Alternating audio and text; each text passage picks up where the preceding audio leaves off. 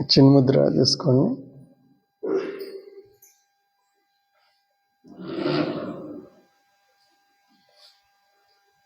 ఓం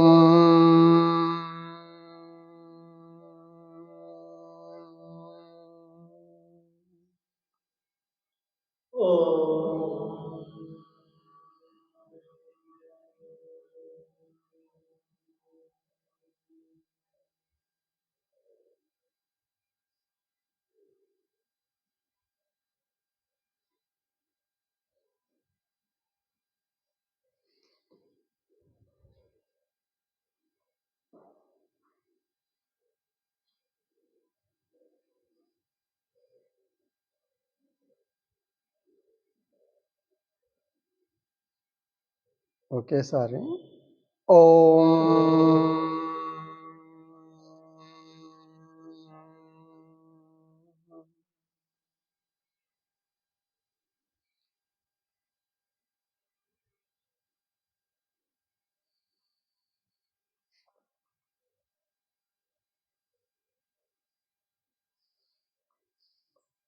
ఓం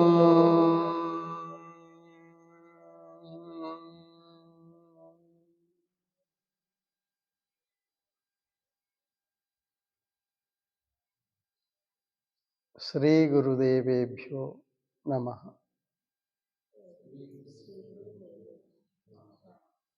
ఓం శ్రీ గురుదేవాయ నమః.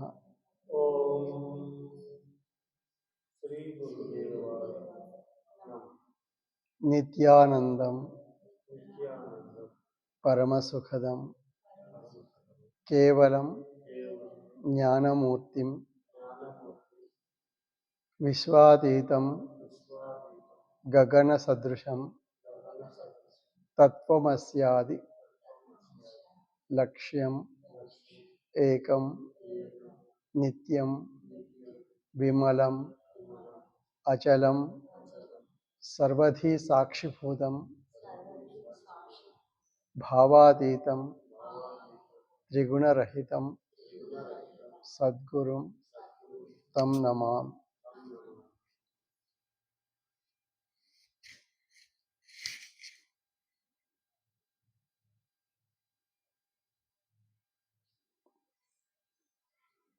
ఈరోజు వైకుంఠ ఏకాదశి కార్యక్రమము.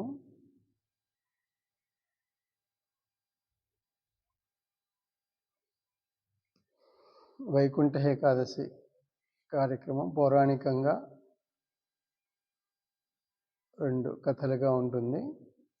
వాటిని మనం పురాణం అన్నది ఎప్పుడు కూడా పురాపినవ అని అర్థం ఉంటుంది. అంటే అది ఎప్పుడు వర్తిస్తున్నటువంటిది, అంటే ఇప్పుడు కూడా జరుగుతున్నటువంటిది. అయితే ఇప్పుడు జరుగుతున్నటువంటి యొక్క పరిస్థితిని ఈ కథతో పోల్చి ఏ విధంగా సమన్వయం చేసుకొని మనం దానికి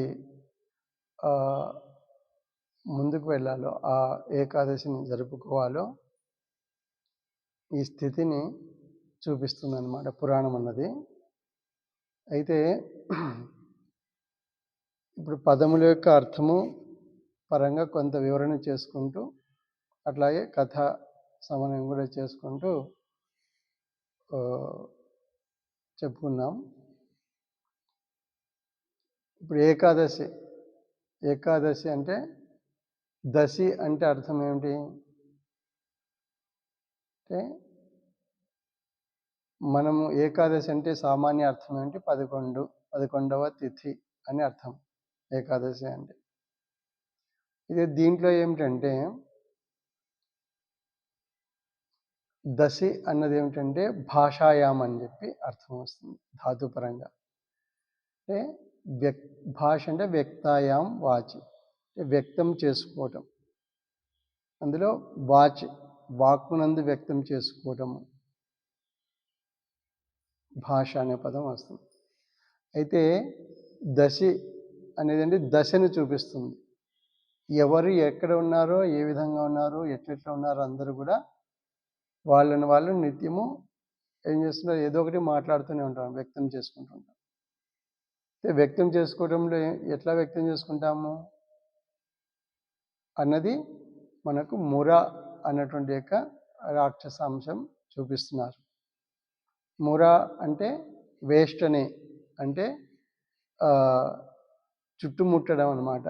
అంటే మెలిక వేసుకోవడం, మనకు మనం చుట్టుముట్టుకున్నాం, మనకు మనం ఎవరికి వాళ్ళు ఏమవుతుంది అయోమయంగా చుట్టుముట్టుకున్నాం. అంటే అర్థం ఏమిటంటే ఎక్కడ ఉన్నామో, ఏ విధంగా ఉన్నామో, ఏమైనామో, ఎట్లా ఉన్నామో, మనస్సు కానీ, స్థితి కానీ, దేహం కానీ, గుణము కానీ, జీవితం కానీ, ఎక్కడి నుంచి వచ్చామో, ఎందుకు చేస్తున్నామో, జీవితం గడుపుతున్నామో, ఇవన్నీ అన్నీ చిక్కుబడిపోయినాయి. అంటే అంతా మెలిక వేసుకున్నాం అన్నమాట. ఈ మెలికలు ఏం చేస్తున్నాము, ఒక్కొక్కరి మొత్తుకుంటున్నారు. ఇక్కడ మొర అంటారు కదా, మొత్తుకుంటే అంటే మొర ఆలకించు అంటే మొర పెట్టుకోవడము. ఆ మొరనే ముర అనేది అన్నమాట. మొర అయితే ఎంత పెట్టుకుంటారు, నోటితో. అన్నమో రామచంద్ర అంటారు కొందరు. భిక్షగాడు భిక్షమో నాకు దేహి దేహి అని భిక్ష అడుగుతుంటారు. కొందరు డబ్బు అని మొరబెట్టుకుంటారు. ఇట్లా రకరకాలుగా ఉంటారు. ఇంకా కొందరు ఈ కొత్త కనిపెట్టడం అనేది సైన్స్ పరంగా, టెక్నాలజీ కొత్త కనిపెట్టుకుంటూ వాళ్ళు టెక్నాలజీ పరంగా టెక్నాలజీ మొరబెట్టుకుంటారు. సాఫ్ట్వేర్ అని చెప్పి సాఫ్ట్వేర్ ఫీల్డ్లో ఉన్నవారు సాఫ్ట్వేర్ ఇంకా ఎట్లా డెవలప్ చేయాలని వాళ్ళు కొత్త సాఫ్ట్వేర్ని ప్రోగ్రామ్ రాసుకుని వాళ్ళు ప్రోగ్రామ్ని మొరబెట్టుకుంటారు. లేచినప్పటి నుంచి ప్రోగ్రామ్ మీద వాళ్ళు ఉంటారు. వాహనం నడిపేవాడు డ్రైవింగ్ని మొరబెట్టుకుంటారు. నా డ్రైవింగ్ నేను చేయలేకపోతున్నా బాబు, నాకేదో సుఖంగా ఉన్నది కొంచెం ఇవ్వండి. అంటే ఎవరి మొర వాళ్ళు పెట్టుకుంటుంటారు, ఎవరి దశలో వాళ్ళు మొర పెట్టుకుంటూనే ఉన్నారు. అదే ముర. ఇట్లా అంటే ఈ దశ అనే స్థితి ఎట్లా ఉందంటే, మొర పెట్టుకోవడము ఆర్తనాదాలు చేస్తూనే ఉన్నాను. మొర పెట్టుకోవడం ఇంకోటి కూడా వాడుతుంటాం. మొర పెట్టుకోవడం ఇంకోటి ఏం వాడతాం, మొత్తుకోవడం అంటారు. ఇది ఇక్కడ భాషలో మొత్తుకోవడం అంటారు. మొత్తుకోవడం అంటే కుయ్యో మొర అని అరుస్తుంటారు, అంతే కదా. ఇట్లా అయిపోయింది, నేను ఏమైపోతున్నా, ఏం కథ, రోగాలు గల వాళ్ళు నాకు షుగర్ వచ్చింది, బీపీ వచ్చింది అని ప్రతి ఒక్కరికి ఏం చేస్తారు, మొర పెట్టుకుంటారు. ఆర్చేవాడు ఎవరైనా దొరుకుతాడు, డాక్టర్ దగ్గర తిరుగుతాడు, అందరి దగ్గర తిరుగుతాడు. కానీ మొర ఆలకించేవాడు ఎవరు ఉంటారా, ఆలకిస్తున్నట్టు ఉంటారు. ఆయన మొర ఈయన రోగం దేవుడు అదిగా ఆయన మొర అది, దేవుడా నాకు దారి ఎక్కడ ఏంటి.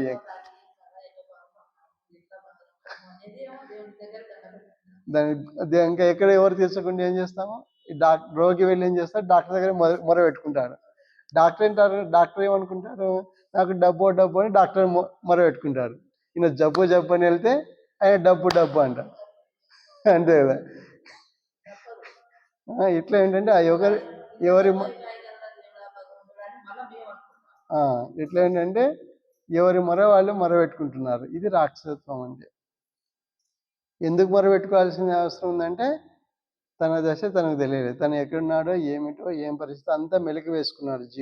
జీవితము మనస్సు దేహము, తిండి తిప్పలు, కుటుంబము, వ్యవస్థ, ప్రపంచము, సమాజము, అన్ని భూతాలతో సంబంధాలు అన్నీ చిక్కుబడిపోయినాడు అనమాట. ముర అంటే చిక్కుబడిపోవటం, మొరబెట్టుకోవడం, దీంట్లో గోల మొరబెట్టుకోవడం. అయితే ఒక దశ ఇది ఉంది. అయితే ఇప్పుడు ఏకాదశిలో ఎన్ని ఉంటాయి, ఎన్ని ఒకట్లు ఉంటాయి, ఎన్ని ఒకట్లు ఉంటాయి, 2 ఒకట్లు ఉంటాయి. ఏకాదశిలో ఎన్ని ఉంటాయి, 2 ఒకట్లు ఉంటాయా. ఒకటేమో లోపల ఉన్నది. ఎవరున్నారు లోపల, ఎవరున్నారు, ఎవరు ఏకహ ఏమవుతుందంటే, మనం దశ అన్నింటిని మొరబెట్టుకుంటున్నాం. ఏకహ స్వరూపాన్ని మొరబెట్టుకోవడం, ఏకహ స్వరూపాన్ని రావటం లేదు మనకు. అది వ్యక్తం చేసుకోవడం రావటం లేదు. అంటే ఇప్పుడు దశి ఏమవుతుంది, దశలో ఎవరి దశ వాళ్ళదో వ్యక్తం చేయటంలో అన్నిటినీ మొరబెట్టుకుంటున్నాం. ఎక్కడ చిక్కుపడిపోయినామో, ఇది కుక్క పిల్ల ఏదైనా చిక్కుపడిపోయిందండి కంచెలో మొరబెట్టుకుంటుంది. కుయ్యో కుయ్యో కుయ్యో మొన్న అరుస్తుంది కదా, 2 రాళ్ళ మధ్య ఇరుక్కుపోయి రాలేక అరుస్తుంది. అది పోయి దాన్ని తీసి అట్లా పక్కన వెళ్ళిన తర్వాత అది మొరబెట్టుకుంటూనే ఉంటుంది.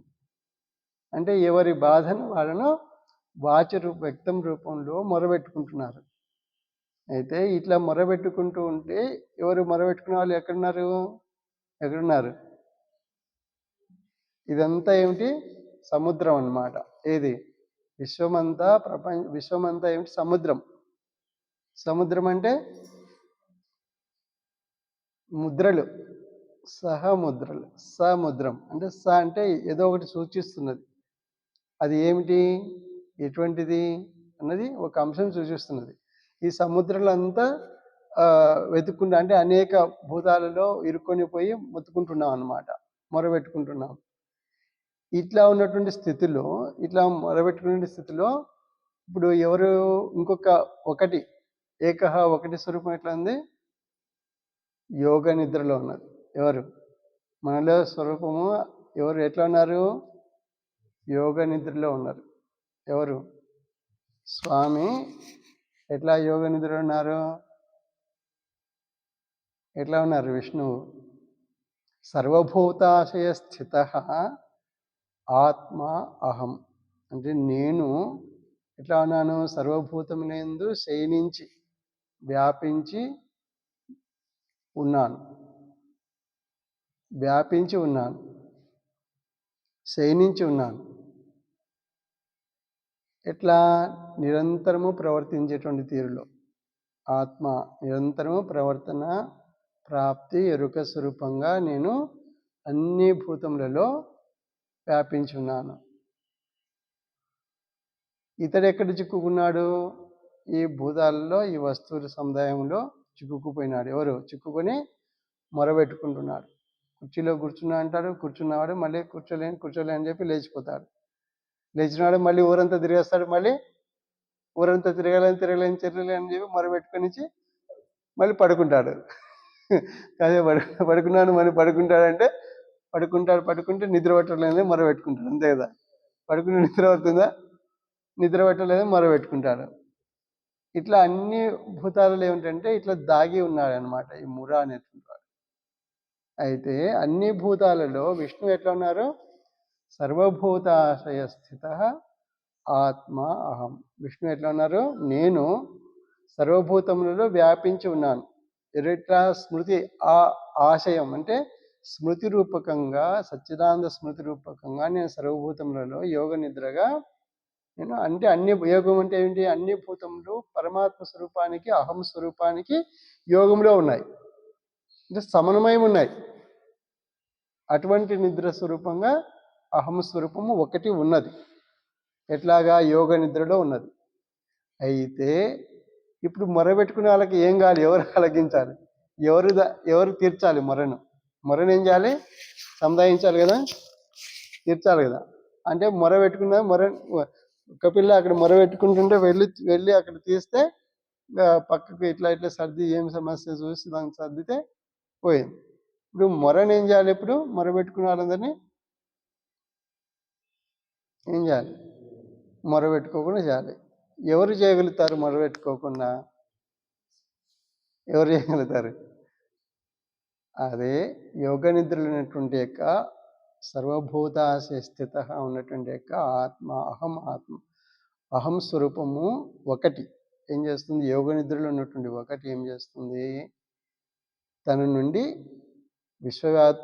విశ్వవ్యాప్తమైనటువంటి స్వరూపం నుండి దేహం నుండి వ్యక్తమవుతుంది.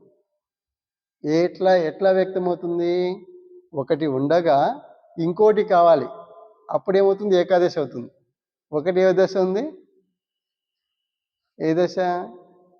ఉన్నటువంటిది ఏకస్వరూపం యోగ నిద్ర స్వరూపంగా ఉన్నది, అహం ఆత్మ స్వరూపంగా ఉన్నది. కానీ ఇప్పుడు ఏం కావాలి? ఈ మొర పోవాలంటే ఏం కావాలి? ఈ ఏకస్వరూపము వాచి రూపంలో, బోధ రూపంలో రావాలి. అదే ఏకాదశి అన్నటువంటి యొక్క స్వరూపము బయటికి వస్తుంది అన్నమాట. అంటే దశి ఏమవుతుంది? దశకి ఏం కావాలి? ఏకము వ్యక్తం కావాలి, ఏక స్వరూపం బయటికి రావాలి. ఆ ఏక ఎవరు?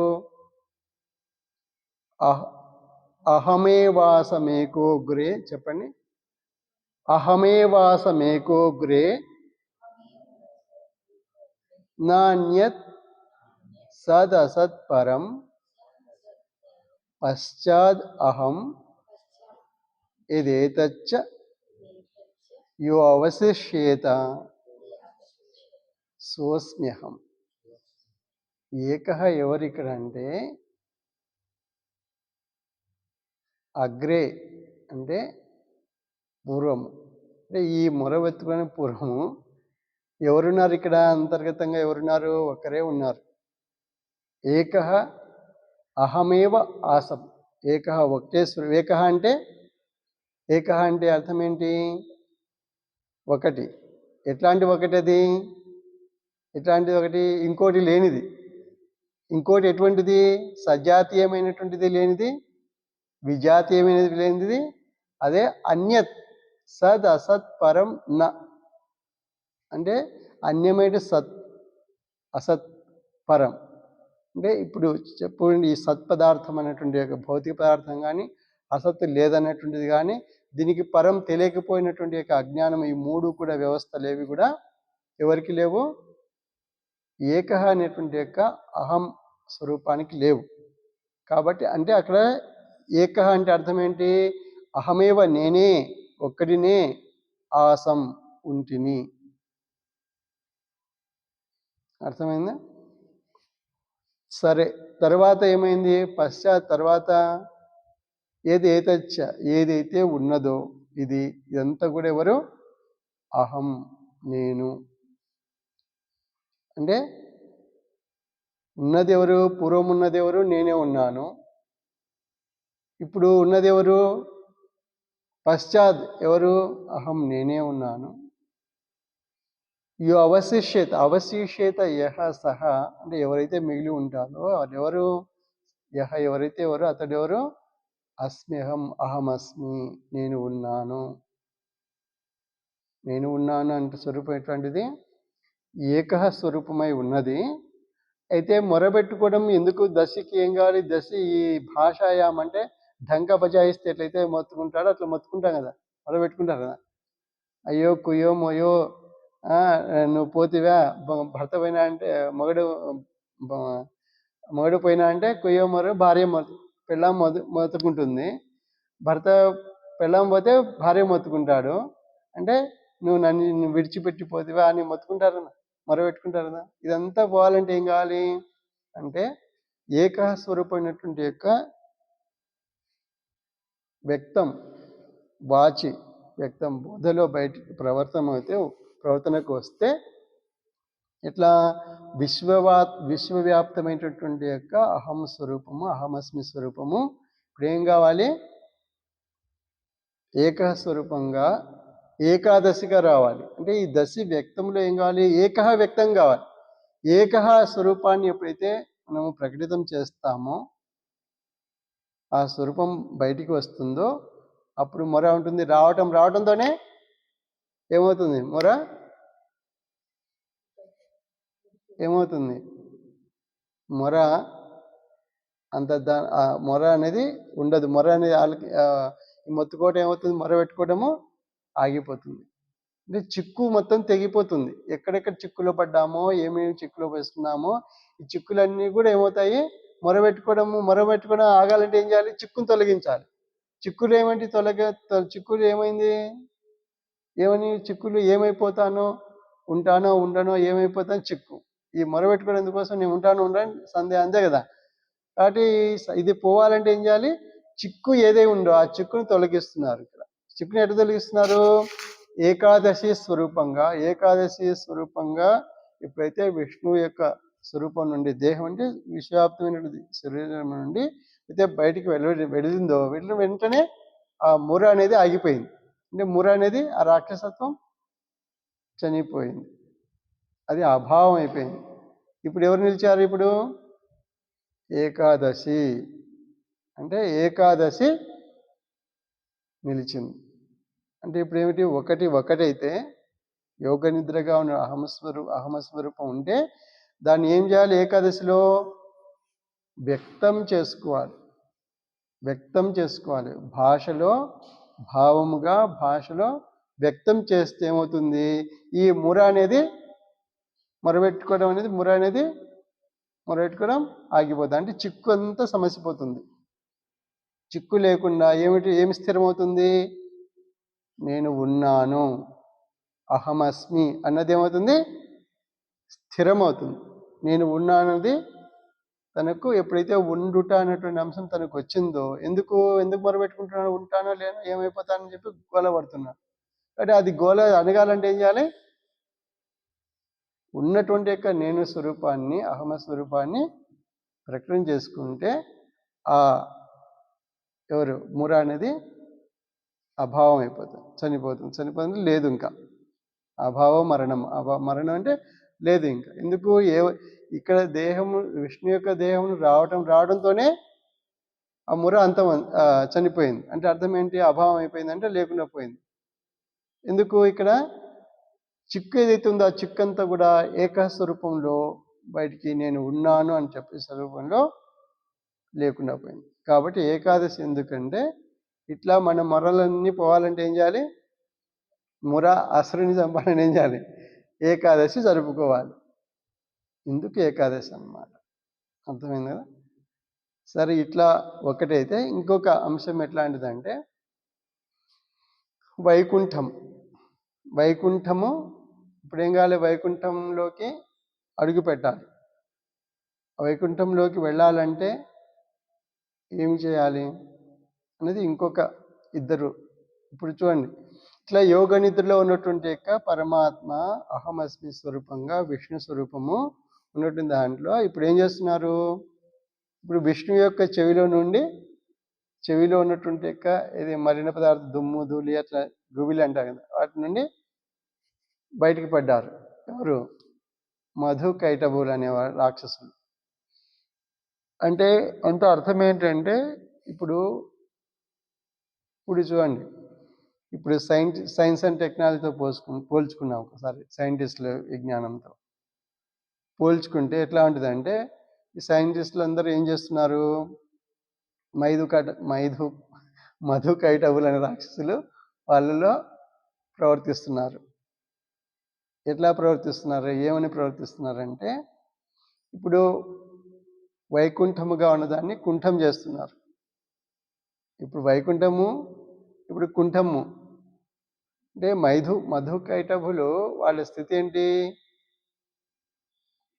ఎక్కడి నుంచి అయితే చెవి నుండి అంటే అర్థం ఏంటంటే, ఈ యొక్క పరమాత్మ స్వరూపం సర్వత్రా ఉన్నటువంటి స్వరూపం నందే అందరూ ఎవరు? మధుకైటభులు ఏం చేశారు? చెవి నుండి బయటపడ్డారు. చెవి అంటే అర్థం ఏంటి? శ్రవణేంద్రియం. అంటే ఇంద్రియంలో చెవి అంటే ఏం చేస్తుంది? ఇప్పుడు మనం చెప్పింది అక్కడికి వరకు చేరుతుందా లేదా? ఇప్పుడు చూడండి, చెవిలో ఉందా? మన చెవి ఉదాహరణకు పోల్చుకున్నాం చూడండి. మన చెవిలో ఏముంటుంది? దుమ్ము ధూళి మట్టి మశానం ఇవన్నీ పోతుంటుంది, ఎప్పుడు తెరుచుకుని ఉంటుంది. కాబట్టి ఇదంతా గుబిలే. అంటే టెక్నాలజీ పరంగా చేసేటటువంటి ఇవన్నీ కూడా ఏమవుతున్నాయి? ఇవన్నీ దుమ్ము ధూళి లెక్క ఆ పరమాత్మ ఆ యోగ నిద్రలో ఉన్నటువంటి యొక్క స్వరూపానికి చేరుకుంటుంటే అవి ఏమవుతున్నాయి? లోపలికి ప్రవేశించలేవు. కాబట్టి అవి ఏంటంటే తిరిగి బయటికి తిప్పి కొడుతున్నాయి. ఆ తిప్పి కొట్టడంలో ఏమవుతుంది? మధుకైటభ రాక్షసులుగా వీళ్ళు ప్రవర్తన తెలియజేస్తున్నారు పరమాత్మ. ఈ ప్రవర్తన ఏంటంటే దశ, ఇది కూడా ఒక దశ. ఈ దశ ఎట్లాంటిది అంటే వ్యక్తం చేసుకునే విధానం ఎట్లాంటిదంటే వీళ్ళు చేష్టలతో, అది కూడా చెప్దాం, కథతో పోల్చి పూర్వాపరాలు చెప్పుకుంటూ ముందుకెళ్దాము. ఇప్పుడు ఏమవుతుంది? ఈ మధుకైటభులు అన్నటువంటి వాళ్ళు ఇద్దరు కూడా ఏమిటంటే ఇట్లా బయటికి పడ్డారు. అంటే వీళ్ళ యొక్క స్వరూపం రాక్షసత్వంగా ప్రవర్తన తెలుస్తున్నది, ప్రవర్తన అవుతున్నది.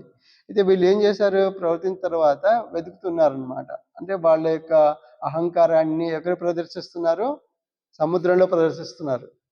సముద్రం అంటే ఇదంతా సముద్రం అని చెప్పాము. సముద్రం అంటే ఏదైతే ఏ ఉనికి స్వరూపం అయితే ఉన్నదో ఆ ఉనికి యొక్క ముద్రలు, దాన్ని ఇచ్చేటువంటి యొక్క ముద్రలు ఇవన్నీ.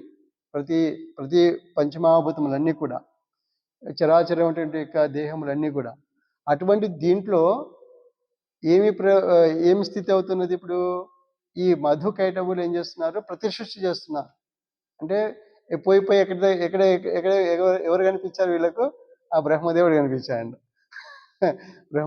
బ్రహ్మదేవుడు అంటే అర్థం ఏంటి? బ్రహ్మము సర్వత్రా ఎవరున్నారు? బ్రహ్మం ఆయన ఏం చేస్తుంటారు?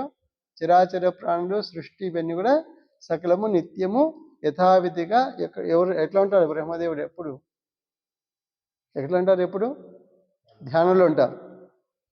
అంటే ఈ ధ్యానంలో ఉంటూ యోగ నిద్రలో ఉన్నటువంటి యొక్క స్వరూపానికి సమన్వయం ఉంటారు. సమన్వయం అవుతూ ఈ యొక్క ఇటువంటి ఈ పంచమహాభూతములలో ఉన్నటువంటి యొక్క వస్తుజాలం అంతా కూడా భిన్నత్వం రాకుండా సృష్టి క్రమాన్ని జరుపుకుంటూ ఉంటారు. ఇప్పుడు పంచమహాభూతములు కానీ చరాచరమైనటువంటి యొక్క ప్రాణులు కానీ ఇవన్నీ ఎట్లా ఉన్నాయి? యోగానికి సమన్వయం అయ్యేటట్టుగా ఆ విధంగా ఇవన్నీ సృష్టి చేస్తుంటారు. సృష్టి జరుగుతూ ఉంటుంది. సృష్టి అంతా బ్రహ్మస్వరూపమే. సృష్టి ఇట్లా చేస్తున్నటువంటి సృష్టిలో ఏం చేశారు? వీళ్ళిద్దరు వెళ్ళి నువ్వేంటి చేసేది, మేం చేస్తాం అని చెప్పి వీళ్ళు దిగారు. ఇదే మనకి ఇన్ని భూతాలు పుడుతున్నాయి. ఇన్ని భూతాలు పుడుతున్నాయా? ట్యూబ్లైట్, ఫ్యాను, ఫ్రిడ్జ్, ఇది కూలరు, ఫ్రిడ్జ్ అంట, అదంట, వాహనాలు, బల్లలు, టేబుల్, కుర్చీలు, ఇవన్నీ వాహనాలు ఎన్ని పుడుతున్నాయి? ఫ్యాక్టరీలు, సిమెంట్లు, ఇవన్నీ ఏంటి? ఇది ఎవరు చేస్తున్నారు? మధు కైటబుల్ చేస్తున్నారు. ఈ సైన్స్లలో ఎవరు ప్రవర్తిస్తున్నారు? మధు కైటబుల్. అంటే ఇక్కడ మనం తెలుసుకోవాల్సింది ఏంటంటే ఈ ఉన్నదాన్ని కుంఠం అని చెప్పేది ఒకటి చెప్తున్నాం. కుంఠం వీళ్ళంటే కుంఠం చేస్తున్నారు. కుంఠం ఎట్లా చేస్తున్నారు? చేస్తూ బ్రహ్మదేవుని దగ్గర ఏం చేశారు? బ్రహ్మదేవుని ఇట్లా బ్రహ్మదేవునితో యుద్ధానికి రా, నువ్వో తేల్చుకున్నావు, నీ సృష్టి గొప్పదన అంతే కదా. ఇప్పుడు ఇక్కడ నుంచి ఇది మన ఉపగ్రహాలు వదులుతున్నారు. ఇవన్నీ వదులుతున్నారు. ఎక్కడెక్కడికి సృష్టి ఎక్కడో అంగాగ్రుడు మన చంద్రుడిని చూసాం. చంద్రుడిపైకి పంపించటం కానీ మళ్ళీ అంగాగ్రుని పైకి పంపించడం, ఇవన్నీ ఏంటి? సృష్టికి ప్రతిష్ఠ చేయటమే కదా సైంటిస్టులు చేసేది. కాబట్టి ఏం చేస్తున్నారు? బ్రహ్మదేవునితో పోటీ పడుతున్నారు. నువ్వు యుద్ధానికి రా, నేను వస్తాను, మాతో యుద్ధం చేయి, నీ సృష్టి గొప్పది, మా సృష్టి గొప్పది అని చెప్పి ఇప్పుడు సూర్యుని చేస్తున్నారు. ఎవరు? చైనా వాళ్ళు సూర్యుని తయారు చేస్తున్నారు అన్నమాట. ఇట్లా యుద్ధానికి దిగారు. ఎవరితో? బ్రహ్మదేవునితో. ఇప్పుడు ఇదంతా ఎవరు చూస్తున్నారు? యోగ నిద్రలో ఉన్నటువంటి పరమాత్మ ఎవరు? అహం అస్మి, విష్ణు స్వరూపం చూసింది. ఇట్లా ఇట్లా బ్రహ్మదేవుని భంగ డిస్టర్బ్ చేస్తున్నారు అని చెప్పి ఆయన వచ్చారు. మీరు ఆయనతో కాదు యుద్ధం చేయాల్సింది, నాతో చేయండి. ఏదైనా చేసేది ఉంటే ఆయన సృష్టిని భంగం చేయొద్దు, మొత్తం అంతా యోగ స్థితిలో యోగాన్ని సమన్వయం చేసే విధంగా చేసే సృష్టి అంతా కూడా చిన్నాభిన్నం అవుతుందని చెప్పి ఇప్పుడు ఏం చేశారు? విష్ణువు నాతో చేయమని చెప్పి అన్నారు. అంటే సరే అని చెప్పి వాళ్ళు ఏం చేశారు? చేస్తున్నారు. అయితే ఇది ఎట్లా చేయాలి? యుద్ధం ఎట్లా చేయాలి అనేది అడిగారు.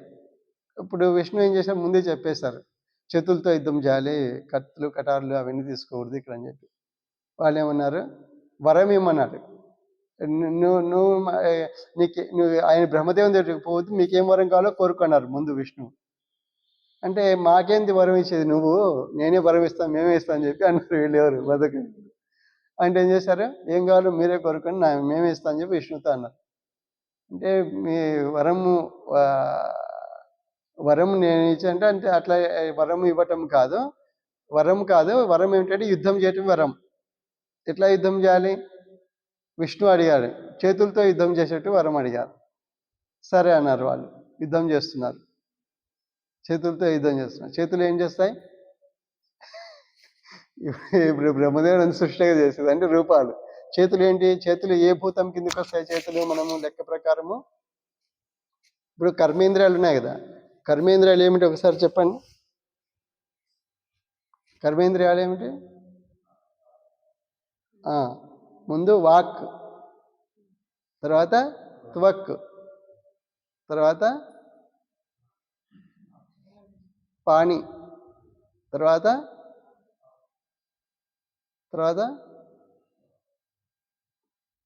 పాణి, తర్వాత పాదం.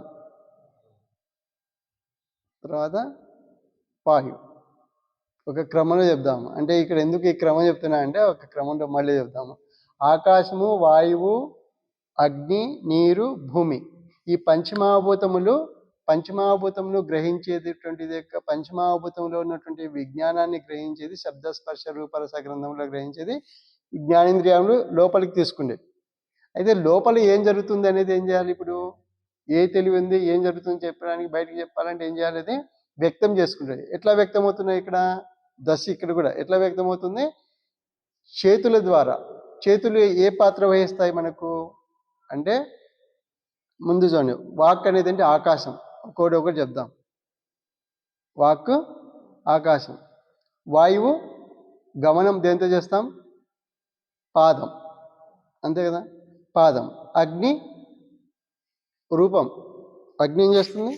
రూపాన్ని ఇస్తుంది. ఇప్పుడు చూడండి, విద్యుత్ ఉందా, దీపం వెలుగుతుందా, ఇప్పుడు సూర్యుడు వెలుగుతున్నారు, రూపం అయిందా? అన్ని రూపాలు ఎక్కడెక్కడైతే తెలుస్తున్నాయో రూపం చేయడం. కాంతి ఏం చేస్తుంది? రూపాన్ని ఇస్తుంది. అట్లా చేతులు ఏం చేస్తాయి? అగ్నితత్వం అన్నమాట, సూర్యతత్వం. ఇది రూపం ఇస్తుంది. తర్వాత చేతులు అయిపోయినాయి, అగ్ని అయిపోయి, నీరు ఉపస్థ, మూత్రము విసర్జన, ఈ ఉపస్థేంద్రం సంబంధించి విసర్జన చేసేస్తుంది. తర్వాత 4 అయిపోయినాయా? 5వది వాయు విసర్జన, మలం.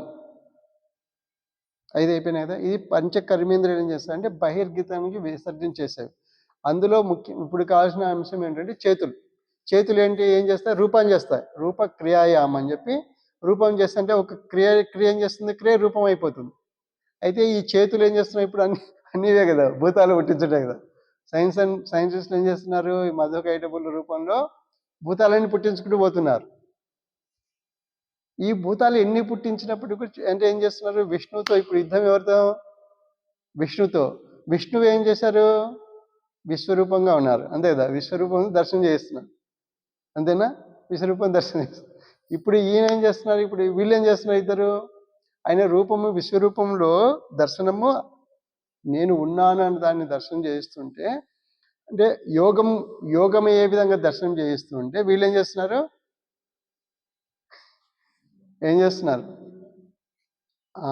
ఇప్పుడు ఏం చేస్తున్నారంటే ఇప్పుడు చెప్దాము. కుంఠము. కుంఠ అంటే కుఠి అంటే అర్థం ఏంటంటే గతి ప్రతిఘాతే. అంటే విష్ణు స్వరూపము సర్వభూతాశయం నందు స్మృతి స్వరూపంగా, ఎరుక స్వరూపంగా, జ్ఞాన స్వరూపంగా, ఆనంద ముద్ర, ఆనందాన్ని పంచే స్వరూపంగా, ఇచ్చే స్వరూపంగా ఇట్లా గమనం చెందుతూ ఉంటే అహం, ఒకసారి మళ్ళీ చెప్పి, సర్వభూతాశయ స్థిత ఆత్మ అహం. సర్వభూతాలలో ఉన్నటువంటి యొక్క స్మృతి వ్యాపించినటువంటి స్వరూపము అంటే ఆత్మస్వరూపముగా నేను, విష్ణు స్వరూపము ఎట్లంది? ఆత్మ నిరంతర ప్రవర్తన ప్రాప్తి ఎరుకుగా గమనం చెందుతూ ఉంటే కుంఠ అంటే కుఠి అంటే అర్థం ఏంటి? గతి ప్రతిఘాతి. అంటే ఈ గమనం గతి ఏ గమనం చెందుతుంది? అన్ని భూతములలో. అన్ని భూతములు ఎట్లా ఉన్నాయి? సచ్చైతన్య ప్రకాశ జ్ఞాన అన్న స్వరూపముగా ప్రకటితమవుతున్నాయి పంచమహాభూతములు.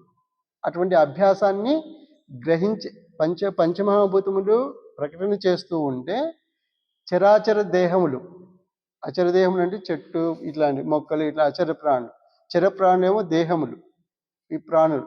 ఇవన్నీ కూడా గ్రహించే స్వరూపంగా, ఇవి గ్రాహ్య స్వరూపంగా వ్యక్తం చేసే స్వరూపంగా ఈ గమనం నిరంతరం జరుగుతూ ఉంటే ఈ గమనాన్ని ఏం చేస్తున్నారు? ఇప్పుడు ఏం చేస్తున్నారు?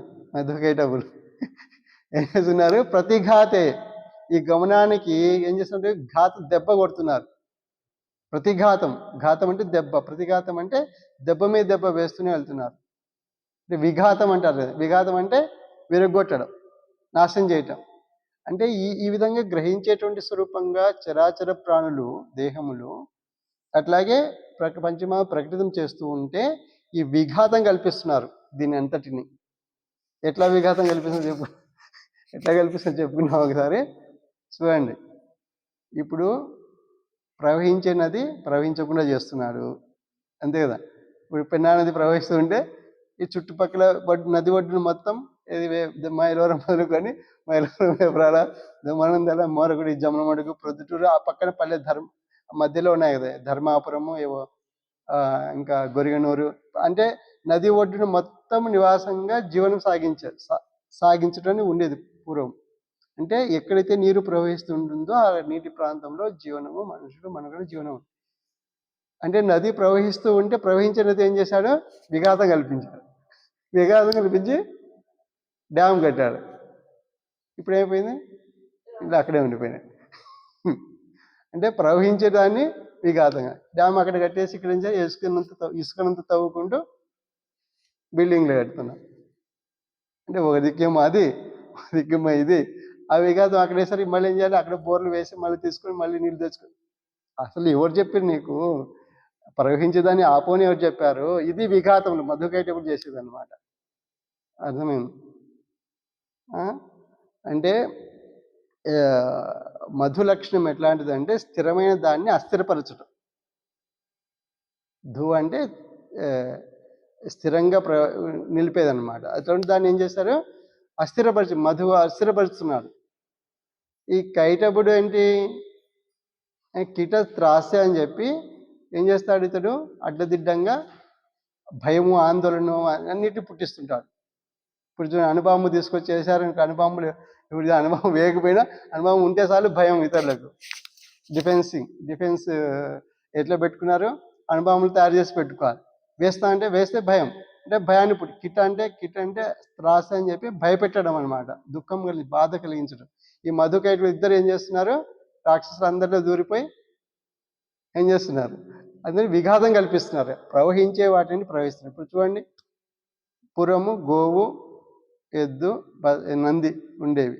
ఇది పొలం చేసుకోవడానికి కానీ, మన ఇంట్లో పాలు కానీ, నంది వ్యవసాయం పొలం కానీ, పాడి ఉంటే పంట, ఇంట్లో గోమాత, గోవు, ఎద్దు ఇట్లా అనేది అందరూ ప్రశాంతంగా జీవనం సాగించుకుంటూ ఏ చిక్కు చింతలు లేకుండా, ఇది తిండి తిప్పలు, కనీసం బతకడానికి తిండి తిప్పలు లేకుండా లక్షణంగా ఆరోగ్యకరంగా జీవించాలి.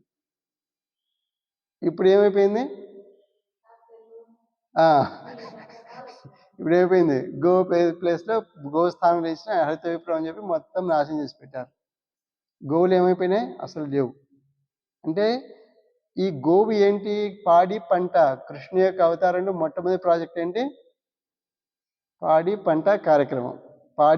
కృష్ణుడు, పంట బలరాముడు, అంటే పాడి పంట కార్యక్రమం. అంటే ఏమిటి, రెండింటిని విచ్ఛిన్నం చేసి పడేశారు. ఇటు పాడిపోయింది, పంట పోయింది. ఎప్పుడైతే కేంద్రం అన్నారు, పాలు అని పెట్టారు. అందుకే కృష్ణుడి లీలలు ఎట్లా ఉంటాయి, వ్యాపారం చేయవద్దు గోవుతో.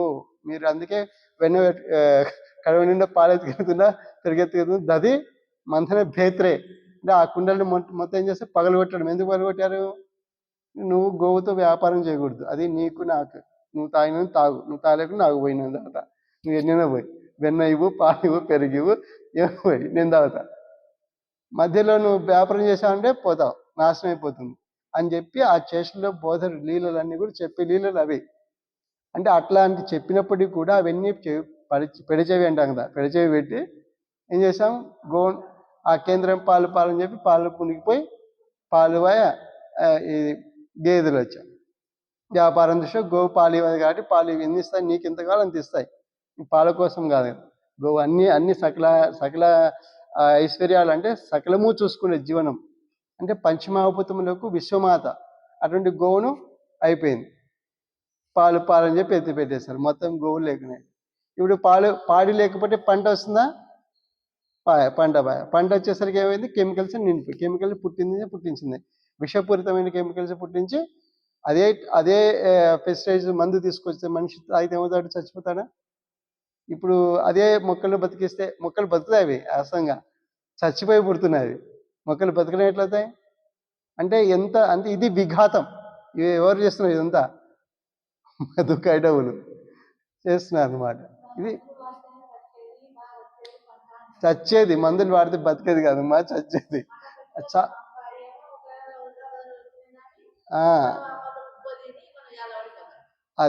అదే కుంఠం ఏం చేస్తుందంటే, కుంఠం ఎందుకు అవుతుందంటే విఘాతం కలిపి.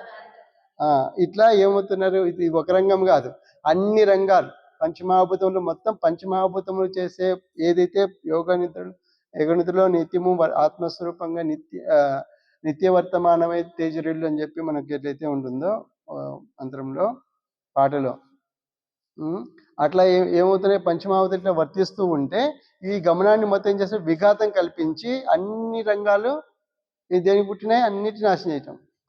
ఇప్పుడు గుర్రాలు ఉండే పూర్వకాలం ఏమైపోయినాయి, వాహనాలు వచ్చి గుర్రాల ప్లేస్లో ఎక్కడో ఉన్న పెట్రోల్ తీసుకొచ్చి పైన సెంటులకి చల్లుకుంటున్నాం, వాహనాలు అని చెప్పి అందరం దాంట్లో పడిపోయినాం. అంటే ఏమైపోతుంది, విఘాతం కల్పిస్తున్నాం సృష్టి అంటే ఇదంతా విష్ణుతో యుద్ధం చేస్తున్నారు. ఇప్పుడు చేతులతో యుద్ధం చేయటం అంటే విష్ణువు ఎటువంటి చేతులు ఉన్నాయి, చైతన్యము విష్ణు చైతన్యం ఉన్నాను ఉనికి చైతన్యంతో విష్ణువు ప్రవర్తన నిరంతరము ప్రవర్తనమానంగా ప్రవర్తనలోకి వస్తున్నది, ఆత్మస్వరూపంగా అందరికీ చేరువవుతున్నది, ప్రశాంతను పంచుతూ ఉంటే దీన్ని విఘాతం కల్పించి. ఇప్పుడు చూడండి, మంచి పర్వతానికి వెళ్ళి అనుకోండి, అట్లా పర్వతం చూస్తున్నాను అనుకోండి, మంచి నది ప్రవహించే నదిని కానీ అక్కడ వెళ్ళి అగస్త్యేశ్వర కోనకు వెళ్ళారనుకో, ఎట్లా కనిపిస్తే అది చూస్తే కాసేపు ప్రశాంతత వస్తుందా లేదా? ఎక్కడి నుంచి వస్తున్నది? అది యోగ నిద్ర నుండి వచ్చేటువంటి ప్రశాంతత, యోగంలో ఉన్నటువంటి అక్కడ ఉండే పదార్థములు అట్లా ఉన్నాయి కాబట్టి. విఘాతం కల్పిస్తే ఏమవుతుంది, భయము ఆందోళన ఇవే మొత్తం కుంఠం అయిపోయింది, కుంఠం చేసేస్తున్నారు. అంటే ఇట్లా ప్రవర్తించడం దీన్ని ఈ ఈ యొక్క అన్ని రంగాలు, ఇంకా ఒకటి రంగం అని కాదు. ఇప్పుడు చూడండి, ఇంకా వాహనాలు, తర్వాత ఇవి చూసారా కాంక్రీట్ బిల్డింగ్లు అన్నీ మూసేసి ఏం చేస్తారు, అన్ని బిల్డింగ్ మొత్తం కిటికీలు కూడా ఉండవు. మనకి ఇక్కడ కిటికీలు పెట్టుకున్నాం మనం, ఇంకా సిటీలలో కిటికీలు ఏమి ఉండవు, అన్నీ క్లోజ్ చేసేసి ఏసీ పెట్టుకుంటారు. అంటే ఇప్పుడు ఏం పీలుస్తున్నాడు, గాలి లక్షణంగా వచ్చే గాలిని ఆక్సిజన్ పీల్చుకోకుండా కెమికల్ పీల్చుకుంటున్నాడు, బతుకుతాడు. ఇంకా ఇట్లా రోగాల పరంగా ఇంకా ఇందాక చెప్పినా కదా, అన్ని మందుల విషయం తింటున్నాం. అంటే విఘాతం ఏంటి, ఆక్సిజన్ అంటే ప్రాణం శక్తిని కల్పించే జీవితాన్ని, శరీరం బతకడానికి, కనీసం శరీరం బతకడానికి కూడా బతకనివ్వకుండా అంత విఘాతం కల్పిస్తున్నారు. ఇది మధుకైటవులు. వీళ్ళు ఇట్లా అన్నటువంటి వాళ్ళు ఒకానొకసారి ఏం చేశారు, ఇట్లా ఎంత చేసినప్పుడు అసలు ఇట్లా విఘాతం కల్పిస్తూ ఉంటే, ఇట్లా అంటే చేస్తూ ఉంటే ఎంతసేపు చేసినా విష్ణువు కోటి కూడా తగులుకోలేదండి. అన్ని విఘాతాలను ఎవరు తగులుకున్నాయి, మనకే తగులుకుంటున్నాయి. రోగాలు ఎవరికి వస్తున్నాయి, భూమాతకు భూమికి తినిపిస్తే, విషము తినిపిస్తే ఎవరికి వస్తుంది, ఎవరు తింటున్నారు, దానికి రెట్టింపు అయిపోయి మనమే తింటున్నాం. కాబట్టి విఘాతం ఏమిటో తిరిగి మనకే కొడుతున్నాయి. అంటే విష్ణువు చేరటం లేదు, ఆ యోగ నిధులన్నీ ఆ శనించిన ఆత్మస్వరూపానికి ఇవి చేరటం, అది తగలటం లేదు, అంటుకోవటం లేదు. ఒకనొకసారి తగిలినాయండి, అంటే స్పర్శించినాయి. ఎప్పుడు స్పర్శించిన మధుకైటబుల్ అంటే ఇట్లా ఎక్కడో ఒక జ్ఞానం విన్నారు, ఇది ఏదో మనము ఇప్పుడు అదే ఉన్నదాన్ని ఎట్లా చెడగొట్టాలి అన్నది మధుకైటబుల్ లక్షణం, సైంటిస్టుల యొక్క లక్షణం. ఉన్నది ఉన్నట్లుగా గ్రహించటం ఎవరి లక్షణం, భారతీయ విజ్ఞానం. ఎక్కడో భారతీయ విజ్ఞానం విన్న తర్వాత ఆ చేతులు అంటే వాళ్ళు చేసే క్రియలు, చేతులు ఏం చేస్తాయి, క్రియలు చేస్తాయి, క్రియ ఏమవుతుంది, రూపం అవుతుంది. కాబట్టి చేతులు అనేది ఇప్పుడు అంటున్నాం, ఇట్లా రూపం అంటే రూపం అయిందా, ఏ రూపం కావాలంటే ఆ రూపం తలుస్తుందా, అది చేతులు అన్నమాట, అది అగ్నితత్వం, అది తేజస్సు. కాబట్టి ఇట్లా ఉన్నటువంటి వీళ్ళ యొక్క ప్రక్రియలో ఒకనొకసారి ఏం చేశారు, ఎక్కడో విన్నారు, ఏది, ఈ జ్ఞానాన్ని. అది ఎవరు ఆ జ్ఞానాన్ని ఎవరి నుంచి విన్నారు,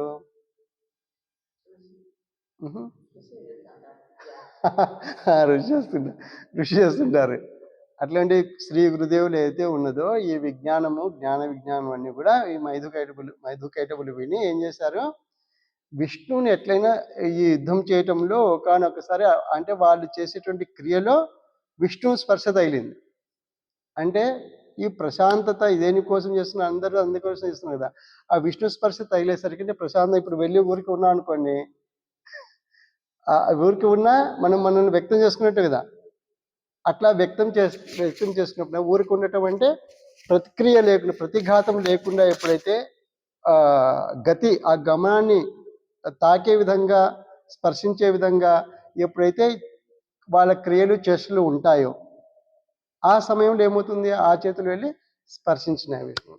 అంటే ప్రశాంతత చూశారు, అరే ప్రశాంతత ఇక్కడ దొరికింది కదా, అసలు స్పర్శించినప్పుడే ప్రశాంతి దొరికింది కదా అని చెప్పి, అట్లా అంటే ఇంకా విష్ణువు ఉన్నప్పుడు ఉన్న చోట మనం ఉంటే మనకెంతగా దొరుకుతుందని చెప్పి అప్పుడు ఏం చేశారు అప్పుడు విష్ణువుని వేడుకున్నారు. మీతో యుద్ధం వద్దు స్వామి, మేము మీ లోకంలో నివసిస్తాము, మీరు ఎక్కడున్నారో చెప్పండి, మమ్మల్ని అక్కడ ప్రవేశింపజేయండి అన్నారు. అప్పుడు ఏం చేశారు, విష్ణువు ఏం చేశారు, అప్పుడు ఉత్తర ద్వారం తెరిచారు.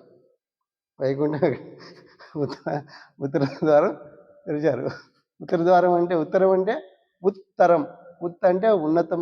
ఉన్నతం అంటే ఇక్కడ ఏమిటి, నిరంతరము ప్రవర్తన ప్రాప్తి ఎరుక ఏదైతే ఉంటుందో అటువంటి స్థితి. యోగ నిద్రలో ఉన్నటువంటి యొక్క విష్ణు స్వరూపము. ఇప్పుడు ఏమైంది, ఉత్తర ద్వారం, ఉత్తరం వైకుంఠం ఇంకొకటి ఇప్పుడు కుంఠం వైకుంఠం కాలేదా, వైకుంఠం ఏమవుతుంది, ఎప్పుడైతే ఈ కుంఠం చేస్తున్నటువంటి మధుకైటబులకు వైకుంఠంలో ఏముంటుంది, వై అంటే వైతొలగటం మనం చెప్తుంటాం కదా, ఈ కుంఠంలోని వైదొలగటం అని చెప్పి మళ్ళీ పదమే వాడుతుంటాం. వైదొలగటం అంటే బాగా తీసేయటం అనమాట, ఇంకా మళ్ళీ అవి కనిపించకుండా చేసేయటం. అట్లాగే ధాతుపరంగా చెప్పుకుంటే ఓవై అంటే శోషణే, అంటే శోషింపజేయటం. ఈ మధుకైటబులు చేసిన యొక్క తెలివితో సహా వాళ్ళ యొక్క చేష్టలు క్రియల నుండి చేష్టలతో సహా తెలివితో సహా మొత్తం తీసేయాలి. అది తీసేయాలంటే ఏం చేయాలి, ఇప్పుడు ఉత్తర ద్వారం కావాలి, అంతే కదా. అంటే వాళ్ళను వైకుంఠంలోకి ప్రవేశించాలంటే వైకుంఠంలో ఎట్లా ఉంది, వైకుంఠంలో ఇవేవి ఉండవు, ఇక్కడ అన్ని కుంఠం ఉండదు. ఇక్కడ ఆ యోగ నిద్రలో స్వరూపంలో ఎట్లా ఉంటుంది, మొత్తం విష్ణుతత్వం వ్యాపించి ఉంటుంది, ఆత్మస్వరూపంగా నిరంతర ప్రవర్తన ప్రాప్తి ఎరుకనే ఉంటుంది. ఇది పొందాలంటే ఇప్పుడు వీళ్ళు ఈ ఇద్దరిని ప్రవేశింపజేయాలంటే ఏం చేయాలి, ఇప్పుడు ఉత్తర ద్వారం కావాలి. ఉత్తర ద్వారం. ఉత్తరం అంటే వాళ్ళు ఉన్న స్థితి నుండి ఉన్నత స్థితికి, తరం అంటే దాటడం. ఎటువంటి దాటడం, ఈ స్థితి ఏది వైకుంఠం ఎటువంటిది, ఉన్నతమైన స్థితి, దీనికి ప్రవేశింపజేయాలి. ప్రవేశించాలంటే ద్వారం తెరవాలి కదా. ఆ ద్వారం ఏంటి, అదే గురువు, అదే శ్రీ గురుదేవులు అంటే జ్ఞానం. ఇప్పుడు ఇందాక చెప్పాం కదా, ధ్యాన మూలం గురోర్మూర్తి. ఇప్పుడు ధ్యానం ఏం చేయాలి, ఇప్పుడు అంటే ఏ యోగ నిద్రలో అక్కడ ఏం జరుగుతున్నదో ఆ ఎరుక స్వరూపాన్ని, అహమస్మి నేను ఉన్నాను స్వరూపాన్ని ఇక్కడ ఏం చేయాలి, వీళ్ళు ధ్యానం చేయాలి. ఏకాదశి ఇప్పుడు ఏం చేయాలి, వీళ్ళు ఏ దశలో ఉన్నా ఆ దశ నుండి ఎగాలి. ముందు ఫస్ట్ ఏకాదశి రావాలి. ఏకాదశి అంటే ఏకస్వరూపమైనటువంటి ఏకస్వరూపాన్ని ప్రకటన చేసుకోవాలి. తన వాకు రూపంలో, చేష్ట రూపంలో, కర్మేంద్రియాలన్నింటిలో కూడా ఏం కావాలి, ఇప్పుడు ఏకాదశికి రావాలి వాళ్ళు ముందు. ఏకాదశికి వచ్చిన తర్వాత అంటే ఏకాదశిలో ఏమవుతుంది, ఏకస్వరూపమైనటువంటి యొక్క ఉన్నాను ఉనికి స్వరూపాన్ని ఉండటం, ఉనికి స్వరూపంగా ఇవన్నీ పంచమహాభూతములు కానీ ప్రవర్తన కానీ ఈ గతి ఉన్నది, దీన్ని భంగం చేయకూడదు అని తెలుసుకొని జ్ఞానాన్ని పొంది, ఆ జ్ఞానము ద్వారం ఏంటి, ఇప్పుడు ద్వారం ఏంటి, ఇక్కడ వెలుగు. గురువు అంటే ఏంటి, వెలుగు. అంటే ఏం వెలుగు, ఉనికి వెలుగు, ఉనికి చైతన్యం, ఉనికి వెలుగు, ఉనికి జ్ఞానం, ఉనికి ఆనందం. మీకు ఆనందమయ పాట రోజు వింటున్నా కదా, ఆనందమయ పాటలు ఏంటి, మొత్తం అవే ఐదు పదాల వివరణ అదంతా కూడా. ఆనందమయ. ఎట్లా ఆనందమయ, ఉనికి జ్ఞానం, ఉనికి ప్రకాశం, ఉనికి శక్తి, ఉనికి ఆనందం. ఆనందం ఎక్కడిది, ఉనికి ఆనందం. కాబట్టి ఇప్పుడు ఏం చేయాలి, ఇప్పుడు మైదుకైటబులు సైన్స్లందరూ ఏం చేయాలి, ఇప్పుడు ఉనికి ఎట్లాంటిదో ఏమిటో అది ఎటువంటిదో ఆ జ్ఞానాన్ని, అది ద్వారం. అంటే ద్వారం ఇప్పుడు ఎవరు, గురువే ద్వారం. గురువే ద్వారం. ఈ ద్వారం ఎట్లాంటిది, ఏం ద్వారం ఇది, వెలుగు ద్వారం. ద్వారం ఎట్లాంటిది, తలుపు ద్వారమా కాదు, వెలుగే ద్వారం. ఏం వెలుగు ఇది, ఉనికి వెలుగు, ఉనికి చైతన్యం, ఉనికి వెలుగు, ఉనికిని తెలియజేసేది, ఉనికి జ్ఞానము, ఉనికి ఆనందం. కాబట్టి పంచ అయినటువంటి ఇవి ఈ యొక్క స్మృతిని, ఈ యొక్క జ్ఞానాన్ని, ఐదింటి యొక్క జ్ఞానాన్ని ఎప్పుడైతే మైదుకైటబులు ఈ ద్వారం నుండి ఈ ద్వారం తెరిచారో, ఇప్పుడు ఏకాదశి ఏమవుతుంది, ఈ ఏకాదశికి ఏమవుతుంది, ద్వారం తెరుచుకుంది. ఈ ఏకాదశిలో ఎందుకు ద్వారం తెరుచుకుంటుంది అంటే దశి పోయింది, మురా పోయింది. ఈ మురా ఒక లక్షణం అయితే, ఒక పద్ధతి అయితే అందరూ మొత్తుకుంటుంటారు. ఇప్పుడు సైంటిస్ట్ అందరూ ఇదంతా సైంటిస్టుల చేష్టలు ఇప్పుడు చెప్పేది మధుకై టేబుల్. ఇప్పుడు వినియోగదారులు ఉన్నారు, అది ఇందాక మురా లక్షణం మొత్తుకుంటుంటారు. పుయ్యో ముర్రో అట్లా ఇట్లా అన్ని మొత్తుకునే వాళ్ళ లక్షణం వినియోగదారు లక్షణం. అంటే ఆ వస్తువులన్నింటినీ వాడేవాళ్ళు. ఇందాక మురా లక్షణం అయితే ఇప్పుడు సైన్స్ చేష్టలు, క్రియేటివిటీ అన్నమాట, ఇన్నోవేషన్, కొత్త కొత్త కనిపెట్టారు, సృష్టించడం, ప్రతి సృష్టి. వీళ్ళకి అవి తెలిసి వచ్చి ఏం చేస్తారు, ప్రశాంతం దాని విష్ణు స్పర్శ తగిలి ఎప్పుడైతే తగిలిందో అప్పుడు ఏం కోరుకున్నారు, స్పర్శనే ఇట్లా ఉంటుంటే ఇంక మేము కూడా వైకుంఠం నివసిస్తే ఎట్లా ఉంటుంది, అదే మాకు కావాలని కోరుకున్నారు. ఇప్పుడు ఏం చేశారు మధుకైటవులు వాళ్ళ యొక్క వాళ్ళ స్థితి ఎట్లాంటిది, ఎప్పుడైతే ఏకాదశి అంటే ఏకస్వరూపాన్ని గురు ద్వారా ఏకస్వరూపాన్ని తెలుసుకొని దాన్ని ఎప్పుడైతే తెలుసుకొని పొంది వ్యక్తం చేసుకున్నారో, చేష్టలంతటా సర్వత్రా చూశారో, అప్పుడు ఏమైపోయింది, ఆ ద్వారం నుండి రాగానే తరించటం.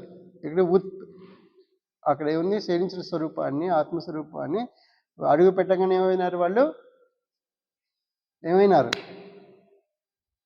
విష్ణువే అయినారు. విష్ణువులో లయం కావటం అంటే అర్థం ఏంటి, విష్ణువే అయినారు. అంటే ఏకాదశి, వైకుంఠ ఏకాదశి ఎందుకు ఇంత ప్రాశస్త్యం అంటే, రాక్షసులు కూడా రాక్షస భావాన్ని విడిచి ఈ వైకుంఠ ఏకాదశి ఏమైనారు, ఒకరేమో ఏకాదశి ఏకస్వరూపం అహమేవాసం ఏకోగ్ర అనేసరికే ఏమైనారు,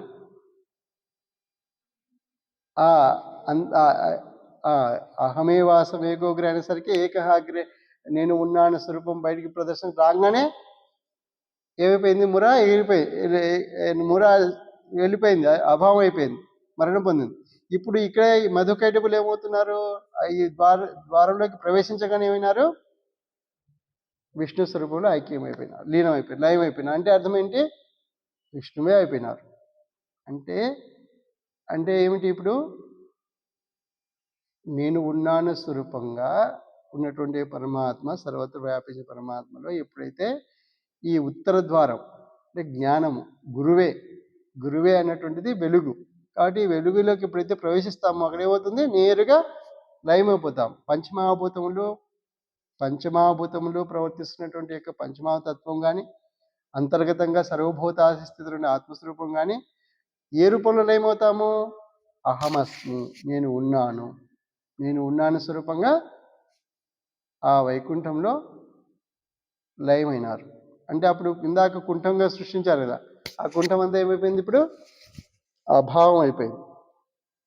ఇట్లా కథ ఏమిటంటే వైకుంఠ స్వరూపంలోకి అడుగు పెడితే వైకుంఠం ఎట్లయినారో ఈ విధంగా కథ అన్నది ఏంటంటే నిత్యము జరిగే ప్రక్రియను పూర్వము అంటే కథ ఏం చెప్తుంది, మనకు జరిగేదాన్ని చెప్తుంది, జరుగుతుంది చెప్తుంది, జరగబోయి చెప్తుంది.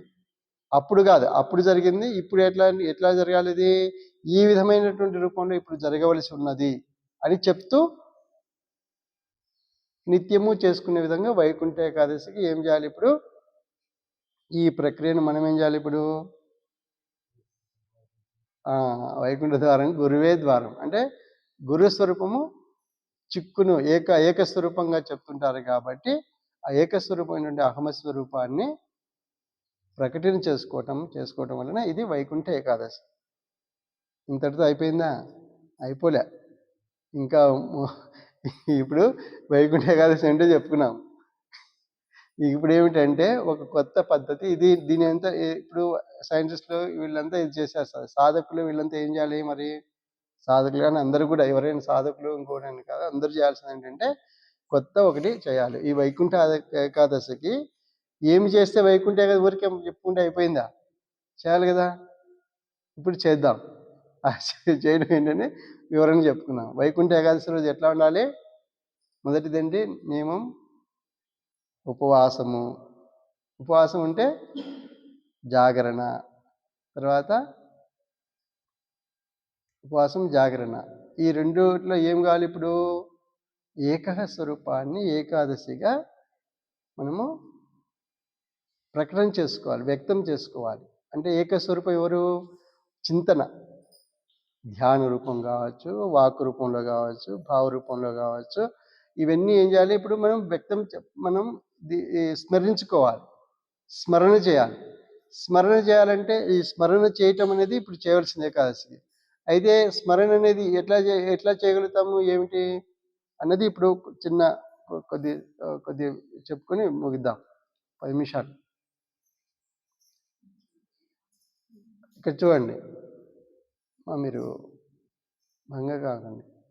ఓం అహమస్, ఓం ఓం తత్సత్, ఓం తత్సత్. ఇప్పుడు ఏకాదశి స్వరూపము ఇప్పుడు మనం జరుపుకోవాలి. ఎట్లా జరపాలి, ఏ విధంగా జరుపుకోవాలి, ఏమిటి అనేది వివరణ తెలుసుకుందాం.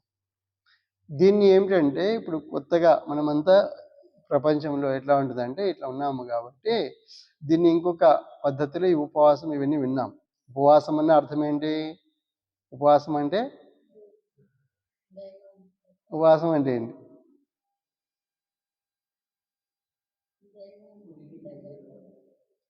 ఉపవాసం అంటే అన్ని సమన్వయేటట్టు చెప్దాం. మామూలు అర్థం ఏంటి ఉపవాసం అంటే? అన్నదేమో ఇందాక ఊతి చెప్పునదా, నిరంతర ప్రవర్తన ప్రాప్తి ఎరుక. అంటే దాన్ని గ్రహించటం, రక్షణ, పానం గ్రహించటం ద్వారా రక్షణలో ఉంటూ నివాసం నిరంతరము వసించి ఉండటం అన్నది ఉపవాసం. అట్లా ఉండాలంటే ఏం చేయాలి? ఇట్లా ఇది ఉపవాసం అన్నది. ఇది ఏం చేయాలి? ఆచరణలోకి రావాలి కదా. ఆచరణలోకి రావాలంటే ఏం చేయాలి అంటే 2 మాటలు చెప్పుకున్నాం. ఇప్పుడు కొత్తగా ఏమిటంటే, కొత్తగా అనేది దీన్నే ఇంకొక అన్వయంతో చెప్తున్నాం అనమాట. ఆటోఫజీ అంటే అహమస్మి ఆటోఫజీ అనేది ఒకటి. దాన్ని ఇంకా మనం ఒక అడుగు ముందుకేసి ఏకాదశి స్వరూపం చెప్పాలంటే అహమస్మి ఆటోఫజీ. ఆటోఫజీ అంటే అర్థం ఏంటంటే సెల్ఫ్ ఈటింగ్ అనమాట. ఆటోఫజీ అంటే స్వయం తినటం, తనకు తాను తినటం. దీన్ని కొంత వివరంగా చెప్పుకుంటే అప్పుడు మనం ఏకాదశిలోకి అడుగు పెడతాం. ఇది ఏకాదశి అనేది మామూలుగా ఏమిటి 24 గంటల సేపు ఉంటుంది. మామూలుగా 24 గంటలు ఏకాదశి. ఇది ఇంకొక 16 గంటలు 12 గంటలు అదనంగా ఉంటుంది, 36 గంటలు ఉంటుంది. అయితే ఇక్కడ ఏమిటి జరిగే ప్రక్రియ ఏమిటంటే ఈ యొక్క ఆటోఫాజీ అంటే దీని యొక్క అర్థం ఏంటంటే ముందు వివరణ, భౌతికంగా దేహపరంగా వివరణ చేద్దాము. తర్వాత దీన్ని అహమస్మి ఆటోఫాజీగా ఎట్లా చేయాలనేది దీన్ని మళ్ళీ దాన్ని రెండోసారి మననం చేద్దాం. అంటే జరిగే ప్రక్రియను ఎప్పుడు కూడా మనం ఏమిటి సమన్వయం చేసుకోవటము, సింక్రైజ్ చేసుకోవటము మన స్థాయిలో. అంటే ఇప్పుడు ఏకాదశి స్థాయిలో సింక్రైజ్ చేసుకోవాలి, అది వైకుంఠ స్థాయిలో వైకుంఠ స్థాయిలోకి సమన్వయం చేసుకోవాలి. వైకుంఠానికి అప్పుడు చేరుకుంటాం, ఉరికినే చేరుకోం. కాబట్టి ఏమిటంటే ఇక్కడ ఆటోఫజ్ అంటే దేహంలో ఆటోఫజ్ అనేది ఒక ఎలిమెంట్, ఒక అంశం, ఒక ఫంక్షన్. ఇది ఎట్లాంటిదంటే ఇప్పుడు మనం రాత్రి భోంచేసాం, మీరు రాత్రి భోంచేసాం, అయిపోయింది, స్టాప్ చేసాం. ఇతడు చేసేది కూడా చెప్తున్నాడు. ఇప్పటి వరకు నీళ్లు తాగలేదు. నీళ్లు కానీ తినటం కానీ పదార్థం దేహంలో వేయటం కానీ నీళ్లు కానీ తాగకూడదు, ఏది లోపలికి వేయకూడదు.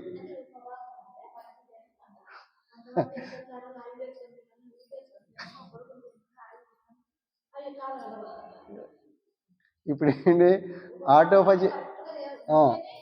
ఆటోఫజీ అంటే అర్థం ఏంటంటే ఇప్పుడు అన్నం తిన్నా అనుకోండి, తిన్న అన్నం ఎన్ని గంటలు పడుతుంది అరుగుదల కావటానికి, దేహంలోకి వెళ్ళిపోయి అటు ఇటు కావటానికి 3 గంటలు 4 గంటలు, ఇంకా అంత మాత్రం చేత కాదు, ఇంకా సమయం పడుతుంది.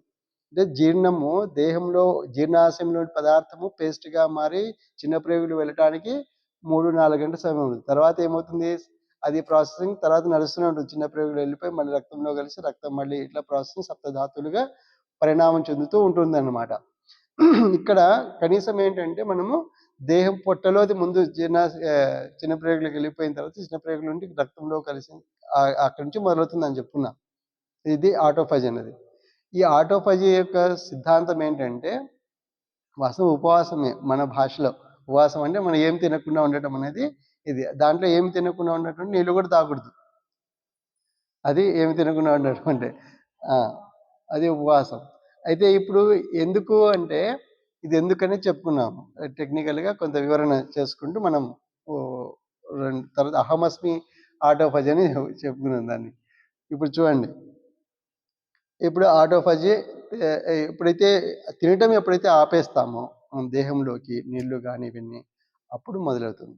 మొదలవుతుంటే తినటం ఇప్పుడు తిన్నామా అయిపోయింది అప్పుడే మొదలు కాదు. అప్పుడు 4, 5 గంటల తర్వాత అప్పుడు మొదలవుతుంది. ఆ అవటం ఎట్లాంటిదంటే దాని యొక్క ప్రక్రియ ఎట్లాంటిదంటే ఇప్పుడు మీరు ఉదాహరణ చెప్తాను చూడండి. ఇప్పుడు ఒక బీడ్ మెటీరియల్ మోల్డ్స్ ఉంటాయి. పైపులు, డ్రైనేజ్ పైపులు ఇట్లాంటివి కూడా. ఇట్లా ఫ్యాక్టరీ చూస్తే ఎట్లా ఉంటుందంటే ఆ ఫ్యాక్టరీలో ఇప్పుడు రాళ్ళు, రప్పలు, పాత సామాన్లు మన దగ్గర కొనుక్కుంటారు కదా! పాత సామాన్లు ఇవన్నీ చెత్తాచెదరం అంటే ఈ ఇనుప సంబంధించినవి. తర్వాత కొన్ని రాళ్ళు కూడా వేసేస్తారు. ఇవన్నీ ఒక హై టెంపరేచర్‌లో ఏం చేస్తారు ఫ్యాక్టరీలో పోసేస్తే అవన్నీ ఏమవుతాయి మెల్టింగ్ అయిపోయి ఒక ద్రవంగా మారుతాయి. ఏం చేస్తాయి ద్రవ రూపంలో బయటకు వస్తుంటుంది. ఈ ద్రవ రూపంలోది ఏ ఏ ఏ ఆకారం కావాల్సిన ఆ మోల్డ్ దానికి పెడితే ఆ మోల్డ్లోకి వెళ్ళిపోతే ఆ షేప్ కలిగినటువంటిది అక్కడికి వస్తుంది. ఆ షేప్ తగిలినటువంటి యొక్క ఆకారంతో బయటికి వస్తుంది. అట్లాగే ఇక్కడ ఏంటంటే ఉదాహరణ అది. ఇక్కడ ఏమిటి ఈ దేహంలో ఉన్నటువంటి యొక్క పదార్థాలు, చెడు పదార్థాలు అంటే డ్యామేజ్ అయిన సెల్స్ కానీ కణాలు అంటే పనికిరాని సెల్స్, కొలెస్ట్రాల్ సెల్స్ కానీ కణాలు కానీ తర్వాత డ్యామేజ్డ్ కానీ అట్లాగే అస్తవ్యస్తంగా ఉన్నటువంటి కణాలు, కొన్ని గడ్డలుగా మారినటువంటి కణాలు ఉంటాయి. కొన్ని టాక్సిన్స్ ఉంటాయి శరీరంలో. ఇట్లా అంటే దేహ ప్రక్రియకు భిన్నంగా ఉన్నటువంటి కణాలన్నీ కూడా ఎన్నో కణాలు ఉంటాయి. మలము, మూత్రం ఇవన్నీ ఎన్నో ఉంటాయి. ఇవన్నీ కూడా ఇవన్నీ కణ రూపంలో ఉన్నప్పుడు మాట్లాడుతున్నాం. మూత్రము ఇవన్నీ పక్కన పెట్టేసాను. అంటే ఆటోఫాజీ అనేది ఏమిటంటే కణ రూపంలో ఉన్నటువంటి ఏవైతే ఉంటాయో అది ద్రవ రూపంలో కానీ, ఘన రూపంలో కానీ, ఏ రూపంలో ఉన్నటువంటి కణములన్నీ కూడా దేహంలో ఒక ఫంక్షన్ ఉంది. ఆ ఫంక్షన్ ఏంటంటే ఆటోఫాజీ అంటాం. ఆటో అంటే స్వయంగా, ఆటోమేటిక్గా స్వయంగా జరిగేది. స్వయంగా ఎట్లా జరుగుతుంది అది? స్వయంగా జరిగే దేహంలోనే ఎట్లా జరుగుతుంది స్వయంగా? ఆ సిస్టమ్ అట్లాంటిది. అంటే ఆ డిజైన్ అట్లాంటిది. అందుకే ఈ అంశం వచ్చిందంటే ఒక మాట చెప్పిన. The human being is designed to produce the seed of the universe which is I am అహమస్మి అనమాట. అంటే అర్థం ఏంటంటే ఈ దేహము ఎందుకు ఎట్లా డిజైన్ చేయబడింది, దీని దేహం యొక్క టార్గెట్ ఏంటి, మానవ దేహం యొక్క టార్గెట్ ఏమిటంటే ఈ దేహము విశ్వబీజమును విశ్వబీజమును ఉత్పత్తి చేయడానికి తయారు చేయబడింది. ఈ మానవ దేహం యొక్క డిజైన్ ఎట్లాంటిదంటే మళ్ళీ చెప్పుకోవడము ఈ విశ్వబీజాన్ని తయారు చేయడానికి ఇది ఉత్పత్తి చేయబడింది. దీని టార్గెట్ ఏంటి? విశ్వబీజం ఎవరు?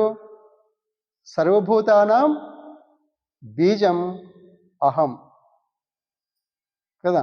అంటే సర్వభూతంలోకి బీజం ఎవరు?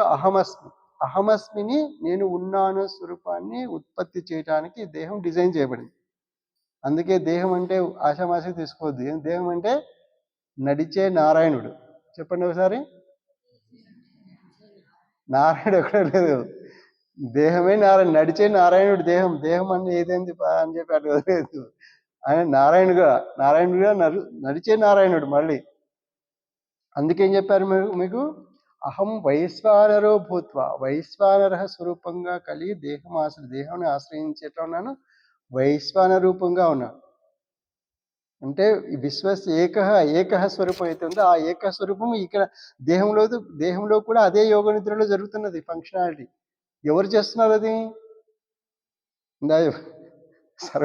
సర్వభూత ఆశయ స్థిత ఎవరైతే అహం స్వరూపం ఉన్నదో ఆ యొక్క ప్రభావం ఏమి చేస్తుందంటే ఆ వైశ్వన స్వరూపము దేహంలో ఉన్నటువంటి యొక్క ప్రతి కణం చెడు కదాన్ని మొత్తం కూడా ఎప్పుడు మొదలు పెడుతుంది? ఇది దేహంలో ఎప్పుడైతే తినటం ఆపేస్తావో, నువ్వు తింటుంటే దాన్ని అరగొట్టడానికి సరిపోయింది, ఇంకెప్పుడు ఇది ఎంత చేసేది. కాబట్టి నువ్వు తినటం మానేస్తే అప్పుడు ఎవరుతారు? ఆటోఫజీ మొదలవుతుంది. అంటే ఇందులో చెత్త చెదారం ఏదైతే ఉందో పనికి రాకుండా దేహం ఎట్లా డిజైన్ చేయబడింది? ఆయుక్త. తిన్న ఆహారం ఏం కావాలి? ఆయుక్త అంటే స్మృతి. మత్త స్మృతి, నేను నిలుపుకున్న స్మృతిని ఏం కావాలి ఇప్పుడు? ఆ స్మృతితో కూడి ఉండేటట్టుగా మన మనస్సు అట్లా అయ్యేంత వరకు అది పచనం అవుతుంది. అంటే పచామి అన్నం, అహం అంటే అహం పచామి అంటే ఎందుకు పచనం చేస్తున్నాడు అక్కడంటే, ఆయుక్త ఉన్నటువంటి యోగ నిద్రలో ఉన్నటువంటి ఆ మత్త స్మృతి స్వరూపానికి కూడి ఉండేటట్టుగా నువ్వు ఆ స్థితికి ఎదిగేటట్టుగా ఆ స్థితి వరకు పచనం అవుతూనే ఉంటుంది అది. కానివి ఆ కాని పదార్థాలు ఏవైతే ఉన్నాయో దేహంలో వాటి ఏం చేస్తుంది? ఎప్పుడైతే తినడం ఆపేస్తామో ఆటోఫాజ్ అనేది ఏం ఆ ప్రక్రియ ఎట్లా మొదలవుతుందంటే, ఎప్పటికప్పుడు ఆ పనికిరాని సెల్స్ అన్నిటి ఏం చేస్తారు? ఇందాక మెల్టింగ్ చెప్పాను కదా, అన్నిటినీ చెడగొట్టడం, అంటే మొత్తం వాటిని ద్రవీకరించడం. ఇప్పుడు అదంతా ఏం చేసాము? ఆ పదార్థ సెల్స్గా ఉన్నట్టున్నీ మొత్తం లిక్విడ్ రూపంలోకి ఎట్లయితే మార్చేస్తామో అట్లా మార్చేసేసి దీని నుంచి మార్చి దీని నుంచి బయటికి వెళ్ళిపోతే ఏ కణముగా కణముగా సిద్ధించడానికి, కణముగా అది ఏర్పడటానికి అర్హత కలిగి ఉంటుందో ఆ పదార్థాలన్నీ కూడా ఏమవుతాయి? కొత్త కణముగా, జీవ కణముగా మార్పు చెందిస్తాయి. ఎవరు? అహమస్. ఇక్కడ దేహంలో ఉన్నటువంటి యొక్క దేహమాశ్రితమైనటువంటి వైశ్వానర స్వరూపం. అంటే ఇక్కడ ఏంటి స్వరూపం ఉంది? అహమస్మి ఫంక్షన్గా నడుస్తున్నది దేహంలో. దేహపరంగా చెప్దాం, మళ్ళీ అహమస్మి అంటే మీకు అర్థం కాదు. దేహంలో ఆటోఫాజ్ అనేది ఎట్లాంటిదంటే, ఇంకా భౌతికంగా చెప్తున్నా, ఇంకా పోలేదు మనం అక్కడికి పోదాం. ఆటోఫాజ్ అనేది ఏంటంటే, దేహంలో ఇటువంటి యొక్క కణాలన్నిటిని కూడా 24 గంటల సేపు, 36 గంటల సేపు ఉంటే, ఏమీ తినకుండా ఉంటే అప్పుడు ఏమవుతుంది? దేహంలో ఆటోఫాజీ అంటే ఈ చెడు కణాలని తినటం మొదలుపెట్టి ఏం చేస్తుంది? మొత్తం ఈ కణాలను ఏవి లేకుండా చేసేస్తుంది. అంటే ఈ కణాలు ఏమై ఉన్నాయి ఇప్పుడు దేహంలో? దేహం ఏదైతే దేహం ఏమిస్తుంది మనకు? ఏమి సెన్స్నిస్తుంది? దేహము మొత్తం దేహం దగ్గర ఏమి సెన్స్నిస్తుంది? ఉన్నాను అన్నటువంటి యొక్క సెన్స్నిస్తుంది. మనకి ఏ సెన్స్ ఇస్తుంది?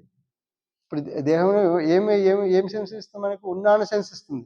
ఆ ఉన్నాను సెన్స్ ఇవ్వడానికి ఉండగలను, ఉంటున్నాను, ఉన్నాను అని చెప్పాలి అంటే దేహగత ప్రాణి చెప్పాలంటే ఏం కావాలి? ఇప్పుడు ఆ ప్రాణి అంటే ఈ కణము మెయింటైన్ చేయాలి. ఏం మెయింటైన్ చేయాలి ఇది? ఇప్పుడు ఉనికి నియామకం అని చెప్పి ప్రవచనం జరుగుతుంది స్వామివారు.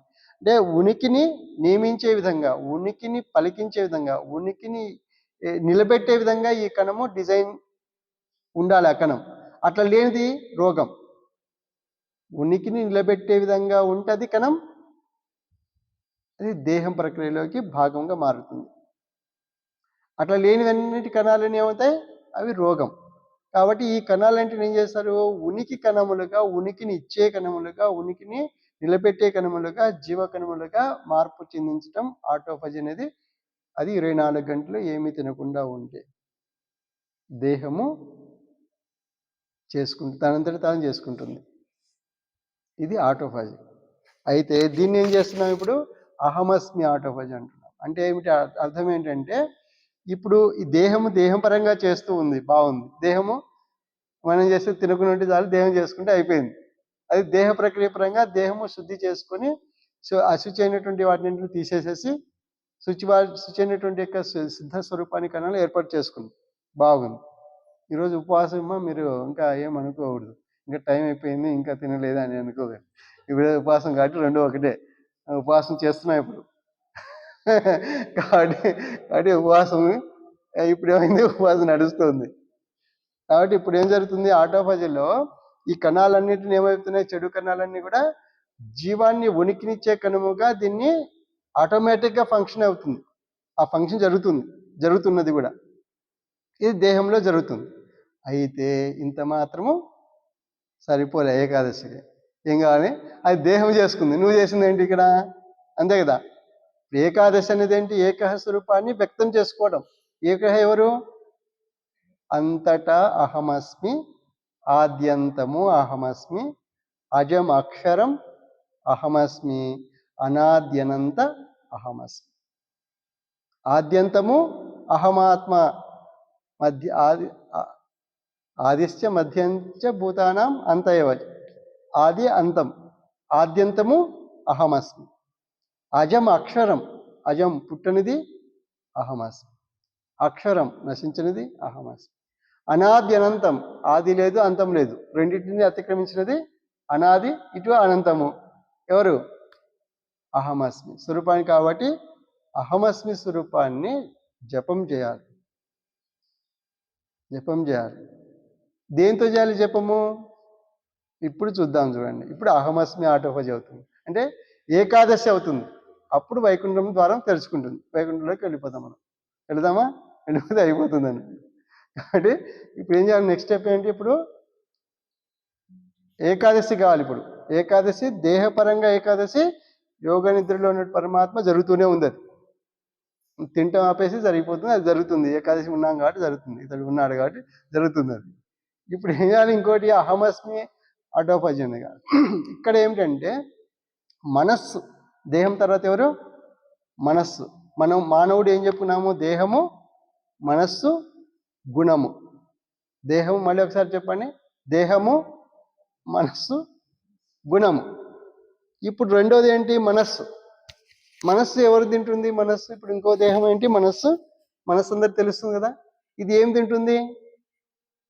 ఏం తింటుంది? ఇది జన్మ ఏం తింటుంది? ఇది దీనికి ఆహారం ఏంటంటే గుణం. దీనికి ఆహారము గుణం. గుణం ఏంటి అంటే గుణమును అర్థమయ్యే రూపం చెప్పుకోవాలంటే చిత్తవృత్తులు. ఇదేం తింటుంది? చిత్తవృత్తులు తింటుంటుంది.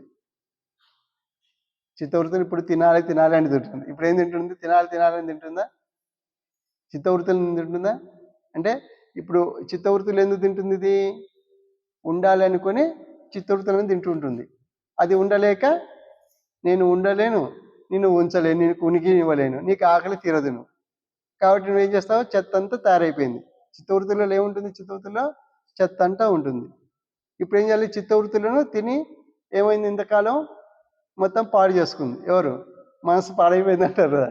నా మనసు మొత్తం వెలిగిపోయింది, పాడైపోయింది, ఇంకా దేని పనికి రాకుండా అయిపోయిందని. అంటే మనసు ఇట్లా అయిపోతుంది. ఇది మొరబెట్టుకున్నాడు. ఇప్పుడు ఏకాదశి ఏం చేయాలి? ఇప్పుడు ఏకస్వరూపాన్ని అహమస్మి, నేను ఉన్నాను, నేను ఉన్నాను, నేను ఉన్నానని జపం చేస్తే ఏమొస్తుంది మనసులోకి? ఉన్నాను చైతన్యం వస్తుంది. ఎటువంటి ఉన్నాను అది? ఎప్పుడు ఉన్నాను? ఎప్పుడు ఉన్నాను, ఎప్పుడు ఉన్నాను చైతన్యం వస్తుంది. ఇప్పుడు ఇప్పుడు అహమస్మి. మనస్సు మనస్సు చేయాల్సిన పని ఏంటి? చేతో గచ్చతి పీనతాం అని చెప్పి మన మానసికాత మంత్రంలో ఉంటుంది. దాన్ని మంత్రం చేతో గచ్చ అంటే చేతో అది బలం పొందుతుంది. దానికి ఏం కావాలి? ఇప్పుడు తినటం ఆపాలి. ఏం తినటం ఆపాలి దానికి? చిత్తవృత్తులు. లోపల చిత్తంలో చిత్తవృత్తులన్నీ మూలుగుతున్నాయన్నమాట. చిత్తవృత్తులు, ఈ చిత్తవృత్తులను తింటూ ఉంటుంది ప్రతిసారి. ఆ తింటమే సంకల్పం. అంటే సంకల్పం చేస్తే మళ్ళీ వద్దని మళ్ళీ ఉమ్మేసేస్తుంది బయటికి. అది మళ్ళీ పోయి చిత్తంలో స్టోర్ అవుతుంటుంది చిత్తవృత్తిగా. కాబట్టి ఈ చిత్తవృత్తులన్నీ కూడా చిత్తవృత్తులను తినటం ఎప్పుడైతే మనస్సు ఆపుతుందో, చిత్తవృత్తులను ఎవరు ఆపాలి? మనసు తినకూడదు. దేహం అయిపోయింది కదా. మనసు చిత్తవృత్తులను తినటం ఆపితే అప్పుడు అహమస్మి మొదలవుతుంది. ఇప్పుడు ఇక్కడ దేహంలోనే అహమస్మి ఆటోపజి ఉంటే ఇంకా మనసులో ఎందుకు ఉండదు? అహమస్మి మానవుడు అంటే చెప్పుకున్నామా? మన దేహము, మనస్సు, గుణము, నాలుగో అంశం ఏది? అహమస్మి. దేహము, మనస్సు, గుణము, అహమస్మి. ఈ మనస్సు ఏం చేస్తుంది? గుణాన్ని తింటుంటే, గుణాలను తింటుంటే, ఆ చిత్తవృత్తులను తింటూ ఉంటే, ఈ చిత్తవృత్తులను తినడం మనస్సు ఎప్పుడైతే ఆపిందో అప్పుడు ఎవరు ఫంక్షన్ అవుతుంది? ఎవరు ఫంక్షన్ అవుతారు? అహమస్మి ఫంక్షన్ జరుగుతుంది. అంటే నేను ఉన్నాననేది. అందుకే ఏం చెప్పారు? మన్మనాభవ, మయి ఆవేశ్య మనో, మయి ఆసక్త మనాహ, మయి ఆవేశ్య మనో, మయ్యేవ మన ఆధత్స్వ. ఇవన్నీ ఏం చెప్తున్నాయి? మనస్సును నేను తినాలి. అంటే మనసును ఏం చేయాలి? మనసు ఏం చేయాలి?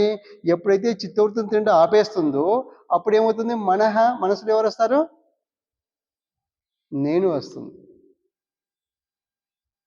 నేను ఉన్నాను స్వరూపము ఫంక్షన్ మొదలు పెడుతుంది. ఎట్లా మొదలు పెడుతుంది? ఉన్నాను. ఏం మొదలు పెడుతుంది? ఉన్నాను. చిత్తవృత్తులన్నిటి ఏం చేస్తుంది? చిత్ లక్షణంగా, చితి లక్షణంగా, చిత్తం లక్షణం. చిత్తవృత్తులు నిజమైన లక్షణం ఏంటి?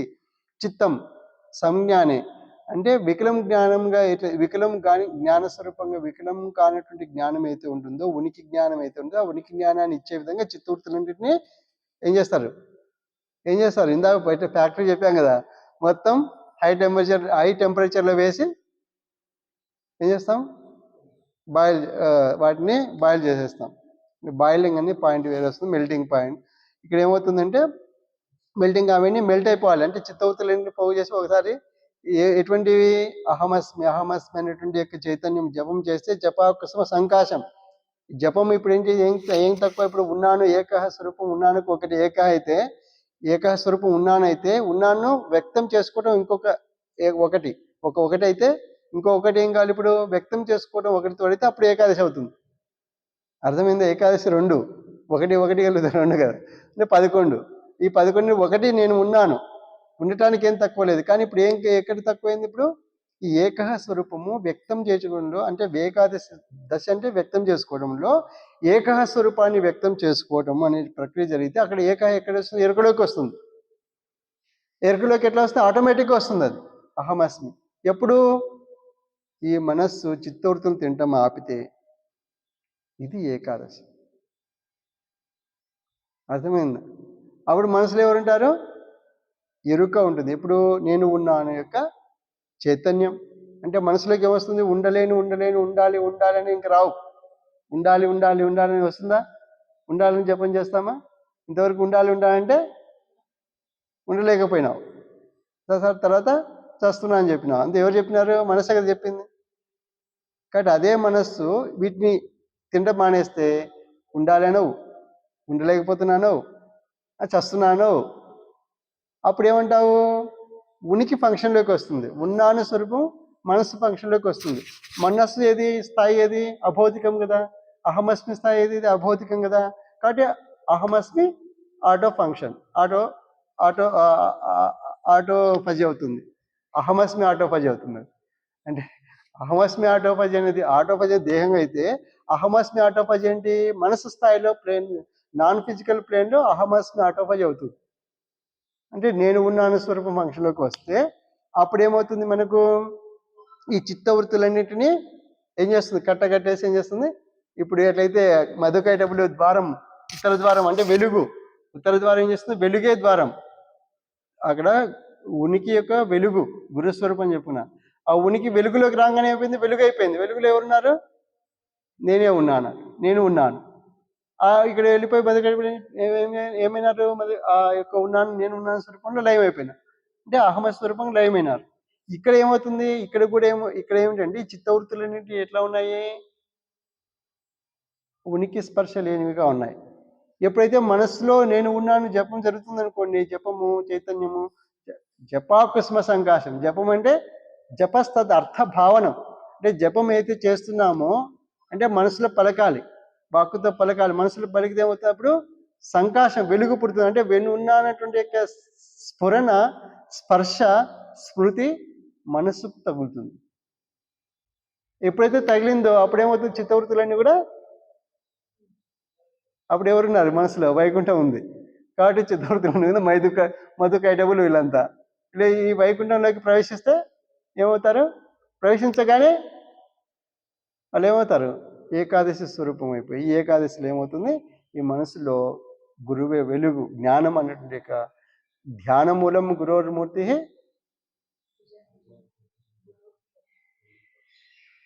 గురుమూర్తి ఏది? కేవలం జ్ఞానమూర్తి. గురుమూర్తి ఏది? జ్ఞానమూర్తి. కాబట్టి జ్ఞానమే అంటే నేను ఉన్నాను ఎరుక, ప్రకాశం కూడా అది. ప్రకాశం, ఎరుక అన్ని సచ్చిదానంద స్వరూపము, స్మృతి మొత్తం. అయితే ఈ అన్నిటి స్వరూపంగా ఉన్నటువంటి యొక్క వెలుగులోకి, ఆ మనసులోకి రాగానే ఏమవుతాయి? చిత్తవృత్తులు అవి వెలుగుమయమవుతాయి. ఏం వెలుగుతాయి? ఉనికి వెలుగు అవుతాయి. ఉనికి స్వరూపంలో ఏమైపోతాయి? ఇది అహమస్మి ఆటోఫాజీ.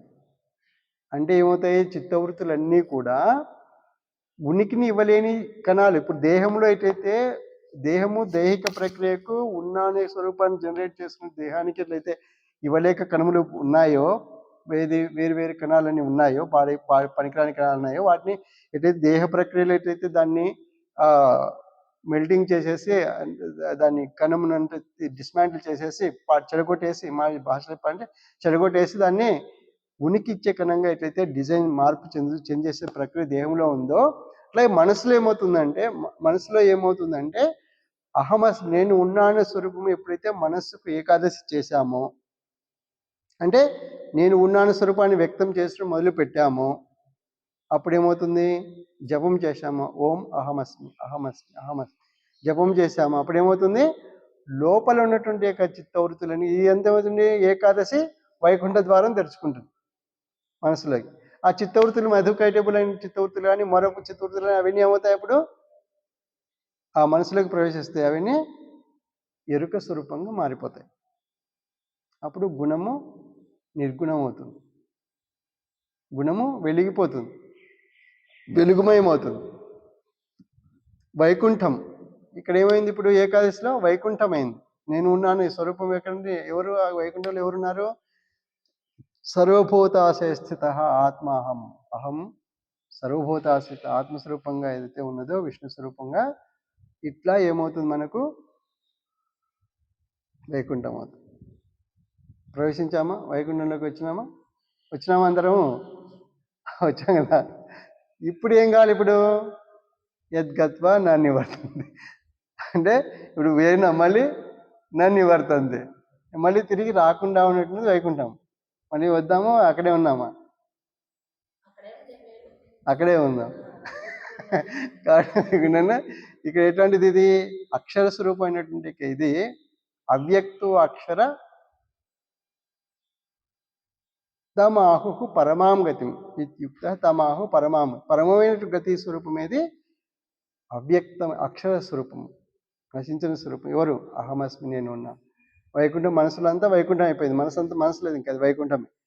కాబట్టి ఈ వైకుంఠంలో ఎటువంటిదంటే గత్వా నా నివర్తంది, అది మళ్ళీ తిరిగి రానటువంటి యొక్క స్వరూపం. తద్ధామ పరమం మమ, ఎవరిది అది? నేనును నిలుపుకున్నటువంటి యొక్క నేను యొక్క ధామం అది. ధామ పరమం మమ, పరమం ధామం ఎవరు? మమ, నేను యొక్క పరమం ధామం ఏది? వైకుంఠం. ఏంటి? నివర్తంతే తద్ధామం, నివర్తంతే గత్వా నివర్తంతే, ఎప్పుడైతే చేరి మన తిరామో అది అటువంటిది. ఇంకా ఇది వైకుంఠం.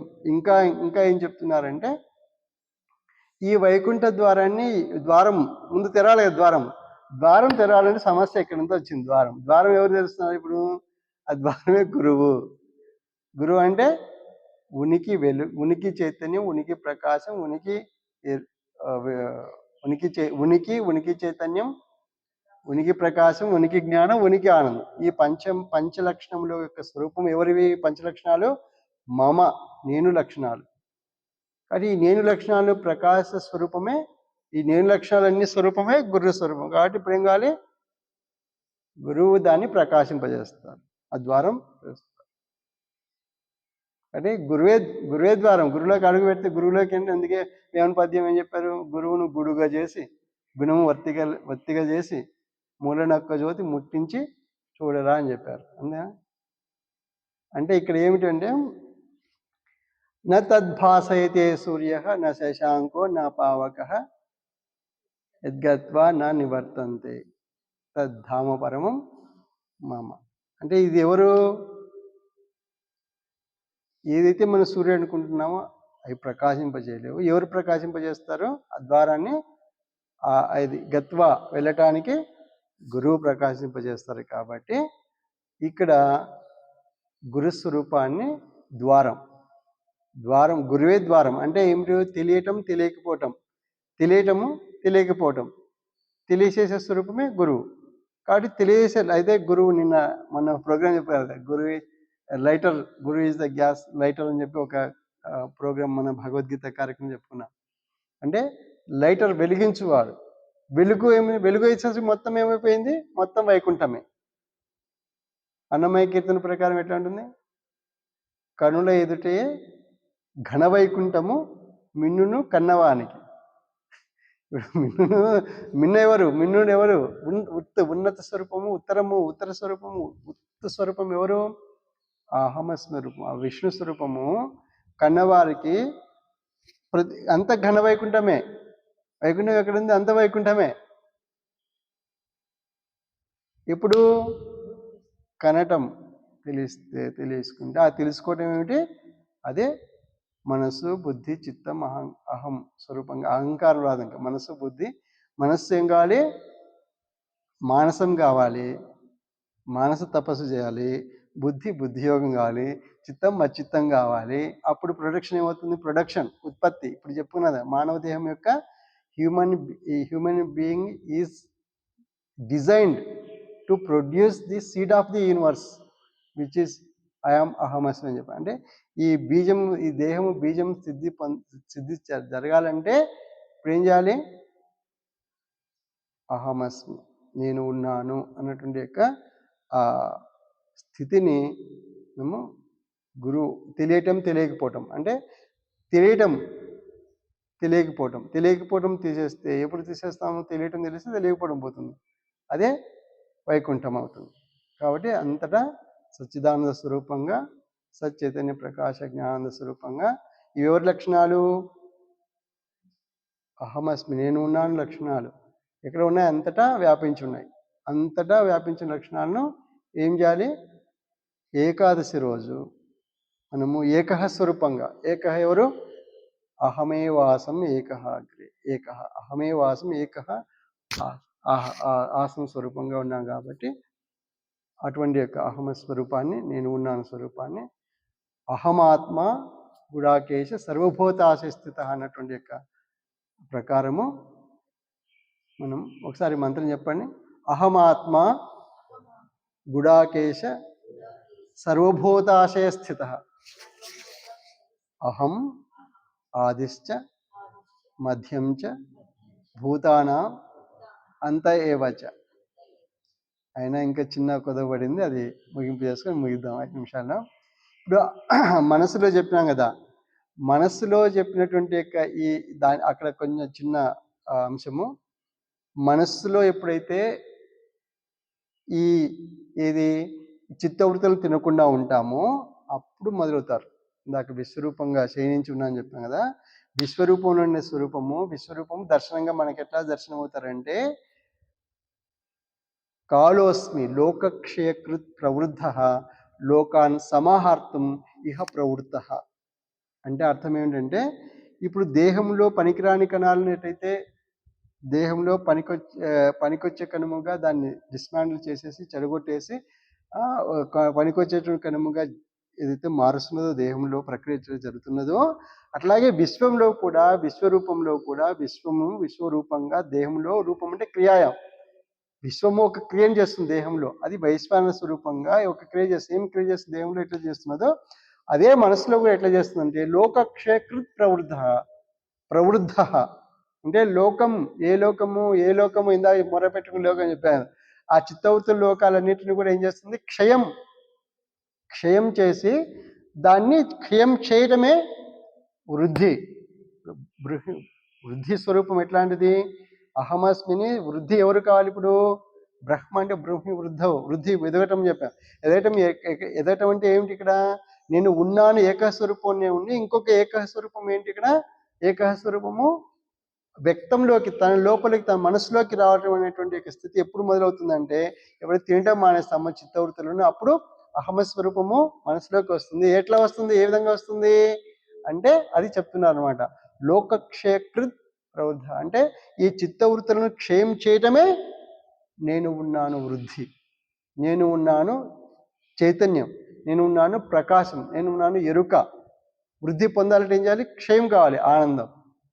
క్షయం చేయాలి చిత్తవృత్తులను. ఆ క్షయమే ఇక్కడ ఆటోఫజ అంటే తినటం. ఈ స్వరూపం ఎట్లా ఉంటుంది? కళ అంటే శబ్ద సంఖ్యాన యోగ అని చెప్పి శబ్దించి అంటే ఆ చిత్తవృత్తులను శబ్దించి వాటిని లెక్కగట్టి ఏం చేయాలి? వాటిని దేహంలో ఉనికి యొక్క కణముగా ఎట్లయితే ఉనికి ఇవ్వగలిగినట్లయితే మార్చిందో, ఆ మనసులో కూడా ఏం చేస్తుంది? అప్పుడు లోకాన్ సమాహర్తం ఇహ ప్రవృత్త, ఈ లోకం, ఈ చిత్తవృత్తులన్నింటిని కూడా సమాహర్తం అంటే తీసుకురావటం. ఎట్లా తీసుకొస్తున్నది? సమస్వరూపానికి. ఈ చిత్తవృత్తులు సమస్వరూపానికి చిత్త లక్షణం. చిత్తు లక్షణం ఏంటంటే నేను వృద్ధి పొందటం చిత్తు లక్షణం. నేను ఉన్నాను స్వరూపము వృద్ధి పొందటం. వృద్ధి అంటే ఎదగటం. నేను ఉన్నాను చైతన్యం, ప్రకాశం, ఎరుక, ఆనంద స్వరూపంగా పంచలక్షణములు స్వరూపంగా వృద్ధి పొందాలంటే ఇది సమత్వం, సమంగా వ్యాపించి ఉన్నట్టు స్వరూపం. ఈ సమస్వరూపంలోకి తీసుకురావటం. అహర్తం అంటే తీసుకొచ్చే విధంగా వాటి స్వరూపాలను విచ్ఛిన్నం చేసి శబ్దించంటే అర్థం ఏంటంటే శబ్దింపజేసి అంటే వాటి యొక్క శబ్దం ఏం చేస్తుంది? ఇప్పుడు మనకు శబ్దం ఏం చేస్తుంది? ఇప్పుడు చెవి ఉందనుకోండి, చెవి ఏం చేస్తుంది? శబ్దం బయట నుంచి వస్తుందా? శబ్దం అంటే అర్థం ఏంటి? ఇప్పుడు ఎక్కడి నుండి శబ్దం వస్తే ఏం చేస్తుంది? మనను లోపల వెళ్ళి మన స్మృతిని బయటికి తీసుకొస్తుంది. అట్లాగే వీటిని శబ్దింపజేస్తే ఏం కావాలి? వీటిని నిజమైన స్మృతి ఎవరున్నది లోపల? అహమస్మి, నేను ఉన్నాను. చిత్తవృత్తిలో నేను ఉన్నాను స్వరూపం అయితే ఉంటుందో, చిత్తవృత్తిలో అతీతంగా దాగి ఉన్నదో, ఆ ఉన్నటువంటి యొక్క ఉన్నాను స్వరూపం శబ్దింపజేస్తే వాటిని పగలగొట్టేస్తే నేను ఉన్నాను స్వరూపం కూడా అంతర్గతంగా మత్త స్మృతి జ్ఞానం అపోహనం కూడా అదే. కాబట్టి ఆ మత్త స్మృతిని వెలికి తీస్తారు.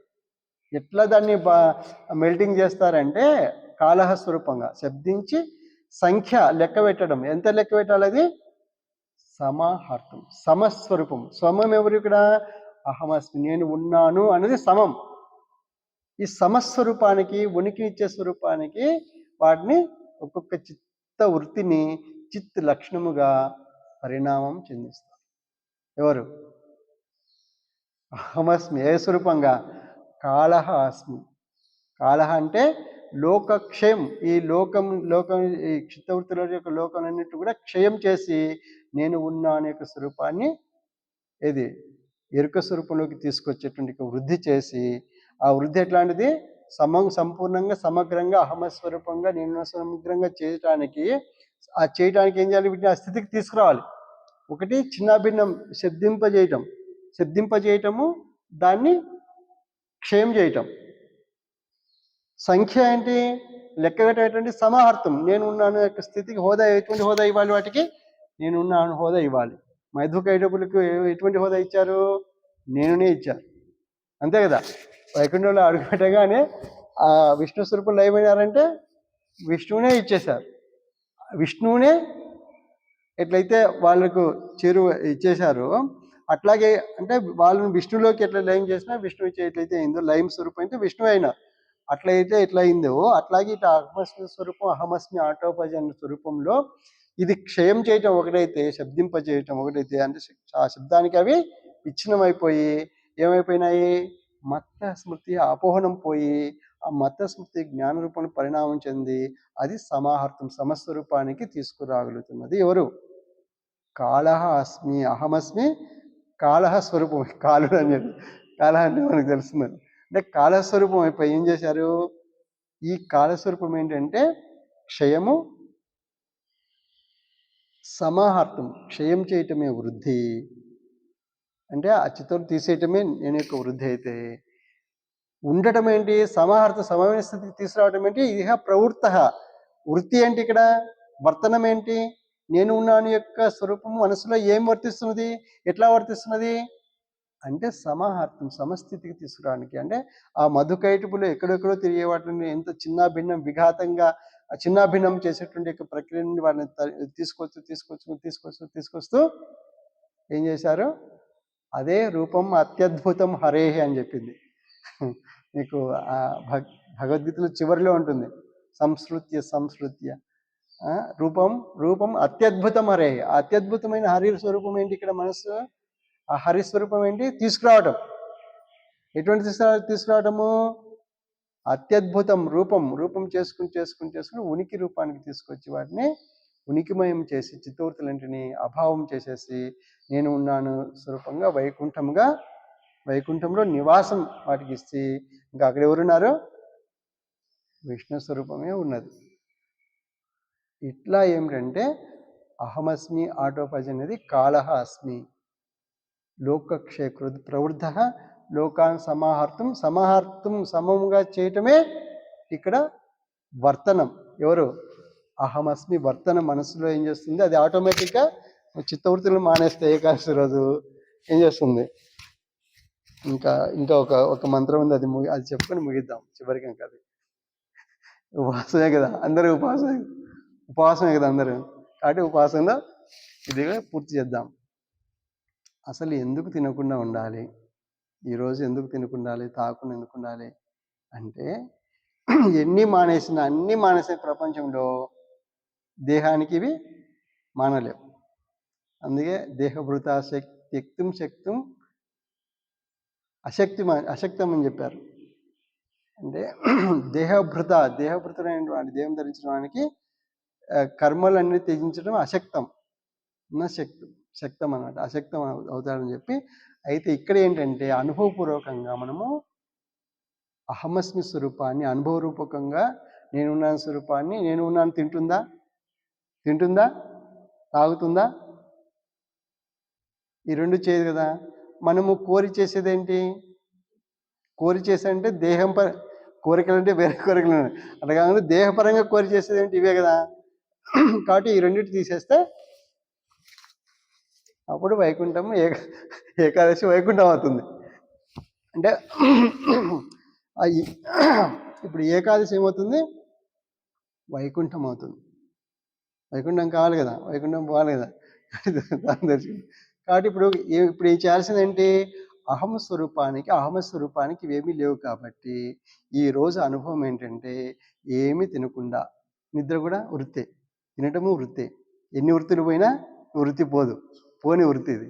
కానీ పోని వృత్తిని పోగొట్టుకోవడమే ఏకాదశి వృత్తి, ఏకాదశి వృత్తి, అదే మనకు వ్రతం అనేది అన్నమాట. కాబట్టి ఇప్పుడు ఏంటంటే మంత్రం చెప్పండి, రోజు చెప్పే మంత్రాలే. కర్తాపివ కారయితాపి నాహం, భోక్తాపివ భోజయితాపి నాహం, ద్రష్టాపివ దర్శయితాపి నాహం, సోహం స్వయం జ్యోతి అనిదృక్ ఆత్మ.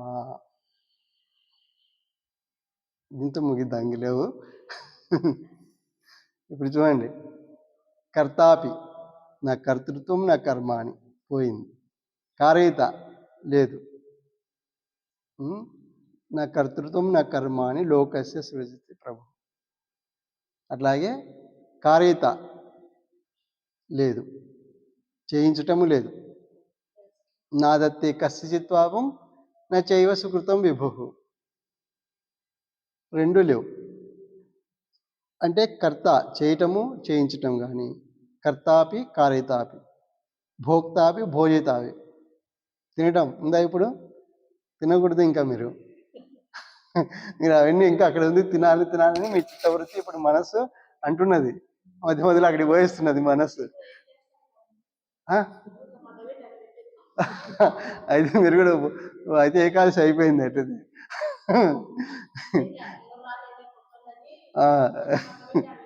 సరే అయితే ఏకాదశి అందరూ ఏకాదశిలో ఉన్నాం అయితే. సరే సరే, భోక్తాపి భోజనాపి, భుజింప చేయటం లేదు. కర్తాపి కారయితాపి నాహం, భోక్తాపి భోజితాపి నాహం, ద్రష్టాపి దర్శయితాపి. ద్రష్ట చూడటము చూపించటం రెండు లేవు. ద్రష్టాపివ దర్శయితాపి నాహం, మూడు వచ్చినాయి. కర్తాపివ కారయితాపి నాహం, అహం నా అంటే నేను కర్త అంటే నేను కాదు. నేను అన్నా అనుకో, ఇప్పుడు చూడండి ఇందులో రెండు తిరగాసున్నాయి. నేను అంటే నువ్వు కర్త కాకుండా ఉండాలి, కర్త అన్నావు అనుకో నేను కాదు ఉండాలి, రెండింటిలో ఏదో ఉండాలి. ఎటు చెప్పినా ఏమవుతుంది, నేను కాను, నేను కర్త కాను, నేను మాలు చెప్పాను, నేను చేసేవాడిని కాదు. కర్తాపి కారయితాపి నాహం, నేను కర్త కాదు కారయిత కాదు. అహం నా కర్త నా కారయిత, అహం నా భోక్త నా భోజయిత. అట్లాగే అహం నా ద్రష్ట నా దర్శయిత అంటే నేను చూసేవాడిని కాదు, చూపించేవాడిని కాదు. కూర్చోండి, కర్త కాదు, చేసేవాడిని కాదు, చేయించేవాడిని కాదు, తినేవాడిని కాదు, తినేవాడిని కాదు, తినిపించేవాడిని కాదు, చూసేవాడిని కాదు, చూపించేవాడిని కాదు. మరి ఎవరు నేను? అహం సహ ఆత్మ అనీదృగాత్మ. అనీదృగాత్మ అంటే ఆత్మ అంటే మరి అనీదృగాత్మ అంటే అంటే అనిద్రుగా ఆత్మ అంటే అర్థం ఏంటంటే ఇప్పుడు ఇవన్నీ చెప్పారు కదా, నా అహం అహం నేను కాదని చెప్పారు కదా. ఈ నేను కానటువంటి అనిదృక్ ఈదృక్ అంటే, ఈదృక్ అంటే అర్థం ఏంటి? ఇటువంటిది అని అర్థం. అనిదృక్ అంటే ఇటువంటిది కాదు. ఇటువంటిది కానిటువంటి యొక్క ఆత్మస్వరూపమే, స్వయం జ్యోతి స్వరూపమే ఎవరు? ఆ సహస్వరూపము ఎవరు? అహం. నేను ఎవరు? అహమస్మి ఎవరు? నేను కాదు నేను కాదని చెప్పినాము. ఇక్కడ ఎవరు? స్వయం జ్యోతిగా ఉన్నటువంటి ఇవన్నీ కానటువంటిది అయినటువంటి ఆత్మస్వరూపము. ఆ ఆత్మస్వరూపం స్వయం జ్యోతిగా వెళ్ళే స్వరూపమే ఆ స్వరూపమే నేను. సోహం స్వయం జ్యోతి అనిదురుగా. అంటే నేను ఎటువంటి స్వరూపము? ఇటువంటి స్వరూపాన్ని, నేను ఉన్నాను స్వరూపాన్ని ఇప్పుడు అనుభవంలోకి తెచ్చుకునే విధంగా ఈరోజు ఏ చిత్తవృత్తి ఉండకూడదు. అహమస్ ఇది కొత్త, మీకు కొత్త సిద్ధాంతం లెక్క ఉంటుంది. అహమస్మి ఆటోఫజ్ అనేది అసలు అసలు మార్వలెస్ అనమాట. అంటే అంతటి అద్భుతంగా ఉంటుంది మీకు. అహమస్మి ఆటోఫజీ ఏకాదశి రోజు చేయాలి. అంటే అర్థం ఏంటి? ఇప్పుడు ఏంటి? చిత్తవృత్తులన్నీ కూడా మనసు తినకూడదు. ఇప్పుడు ఏం చేయాలి? తినాలి తినాలి చిత్తవృత్తి ఉంటుంది మనసు. ఇప్పుడు ఆఫ్ చేయాలి. తాగాలి తాగాలి తాగాలి, ఎన్ని పోయినా ఇవి ఉంటాయి కదా. అంటే ఇవి లేకుండా చేసినప్పుడు అప్పుడు ఏకాదశి. ఏకహ స్వరూపము దశి అంటే వ్యక్తం చేసుకోగలుగుతాం. లేకుండా ఏకాదశి ఎట్లా అవుతుంది? ఎట్లా అవుతుంది? కాదు. కాబట్టి ఏకాదశి కాకుండా ఇంకా వైకుంఠం ఎట్లా అవుతుంది? వైకుంఠ ద్వారం ఎట్లా తెరుచుకుంటే? ఏకాదశి రోజుగా తెరుచుకునేది వైకుంఠ ద్వారము. ఏకాదశి ఇట్లా చేస్తే అప్పుడేమవుతుంది? వైకుంఠము ద్వారం తెరుచుకుంటుంది. అంటే ఏమవుతుంది? ఇప్పుడు ద్వారం ఏంటి ఇక్కడ? ఈ స్థితిగా మనస్సును నిలిపినప్పుడు, జ్ఞానమయం చేసినప్పుడు, గురుమయం చేసినప్పుడు, శ్రీ గురుదేవమయం చేసినప్పుడు అప్పుడు ఏమవుతుంది? ద్వారం తెరుచుకుంది. అప్పుడు ఎక్కడ వెళ్తాం? వైకుంఠంలోకి ప్రవేశిస్తాం. అర్థమైందా? ఇది వైకుంఠ ఏకాదశి. ఇప్పుడు ఈరోజు మనం ఆచరణ రూపకంగా, అనుభవ రూపకంగా ఏం చేయాలి? అహం నా భోక్త భోజయిత. అంటే మీరు తినకూడదు, నేను తినకూడదు, నేను తినిపించాను. అది అది అది నేను తినకూడదు, నేను తినిపించాను. మీరు తినకూడదు, తినిపించకూడదు. తినిపించడానికి కూడా ఎవరు లేరు. మీరు తినకూడదు. సరేనా అందరూ? ఇది అహమస్మి ఆటోఫజీ, అహమస్మి ఏకాదశి. అంటే అహమస్మి అనేది ఏకస్వరూపంగా ఇట్లా ఏకాదశి. ఆ వైకుంఠ ధామం ఏంటి? ఎవరంటే అంతటా అహమస్వరూపం కాబట్టి అంతటా వైకుంఠ ధామం. అది మమ ధామం, మమ పరంధామం. వైకుంఠం ఏమిటి? మమ పరంధామం, నేను యొక్క పరమైన ధామము వైకుంఠము. కాబట్టి ఇప్పుడు మనం ఏం చేద్దాం? వైకుంఠం ఉండిపోదాం. ఓం అహమస్మి. ఒకసారి చెప్పండి.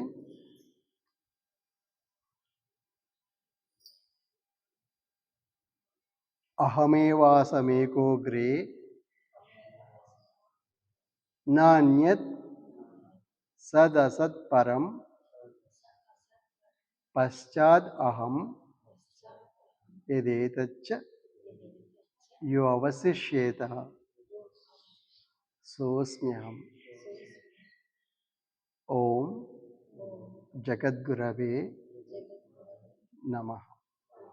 కర్తాపి వా కారేతాపి నాహం, భోక్తాపి వా భోజయితాపి నాహం, ద్రష్టాపి వా దర్శయితాపి నాహం. సోహం స్వయం జ్యోతిర్ అనీదృగాత్మా. మత్తః పరతరం నాన్యత్ కించిదస్తి.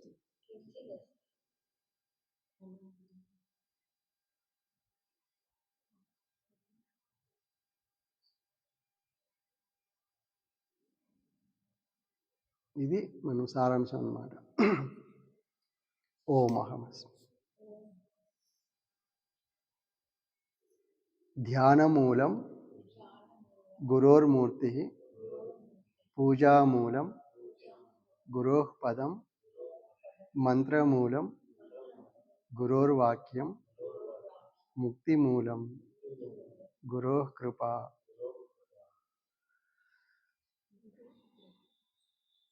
నిత్యానందం పరమసుఖదం కేవలం జ్ఞానమూర్తిం విశ్వాతీతం గగన సదృశం తత్వమస్యాది లక్ష్యం ఏకం నిత్యం విమలం అచలం సర్వధీ సాక్షిభూతం భావాతీతం త్రిగుణరహితం సద్గురుం తం నమామి.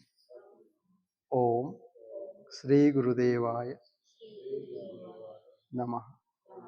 ఓం శ్రీ గురుదేవాయ నమః. ఓం శ్రీ గురుదేవాయ నమః.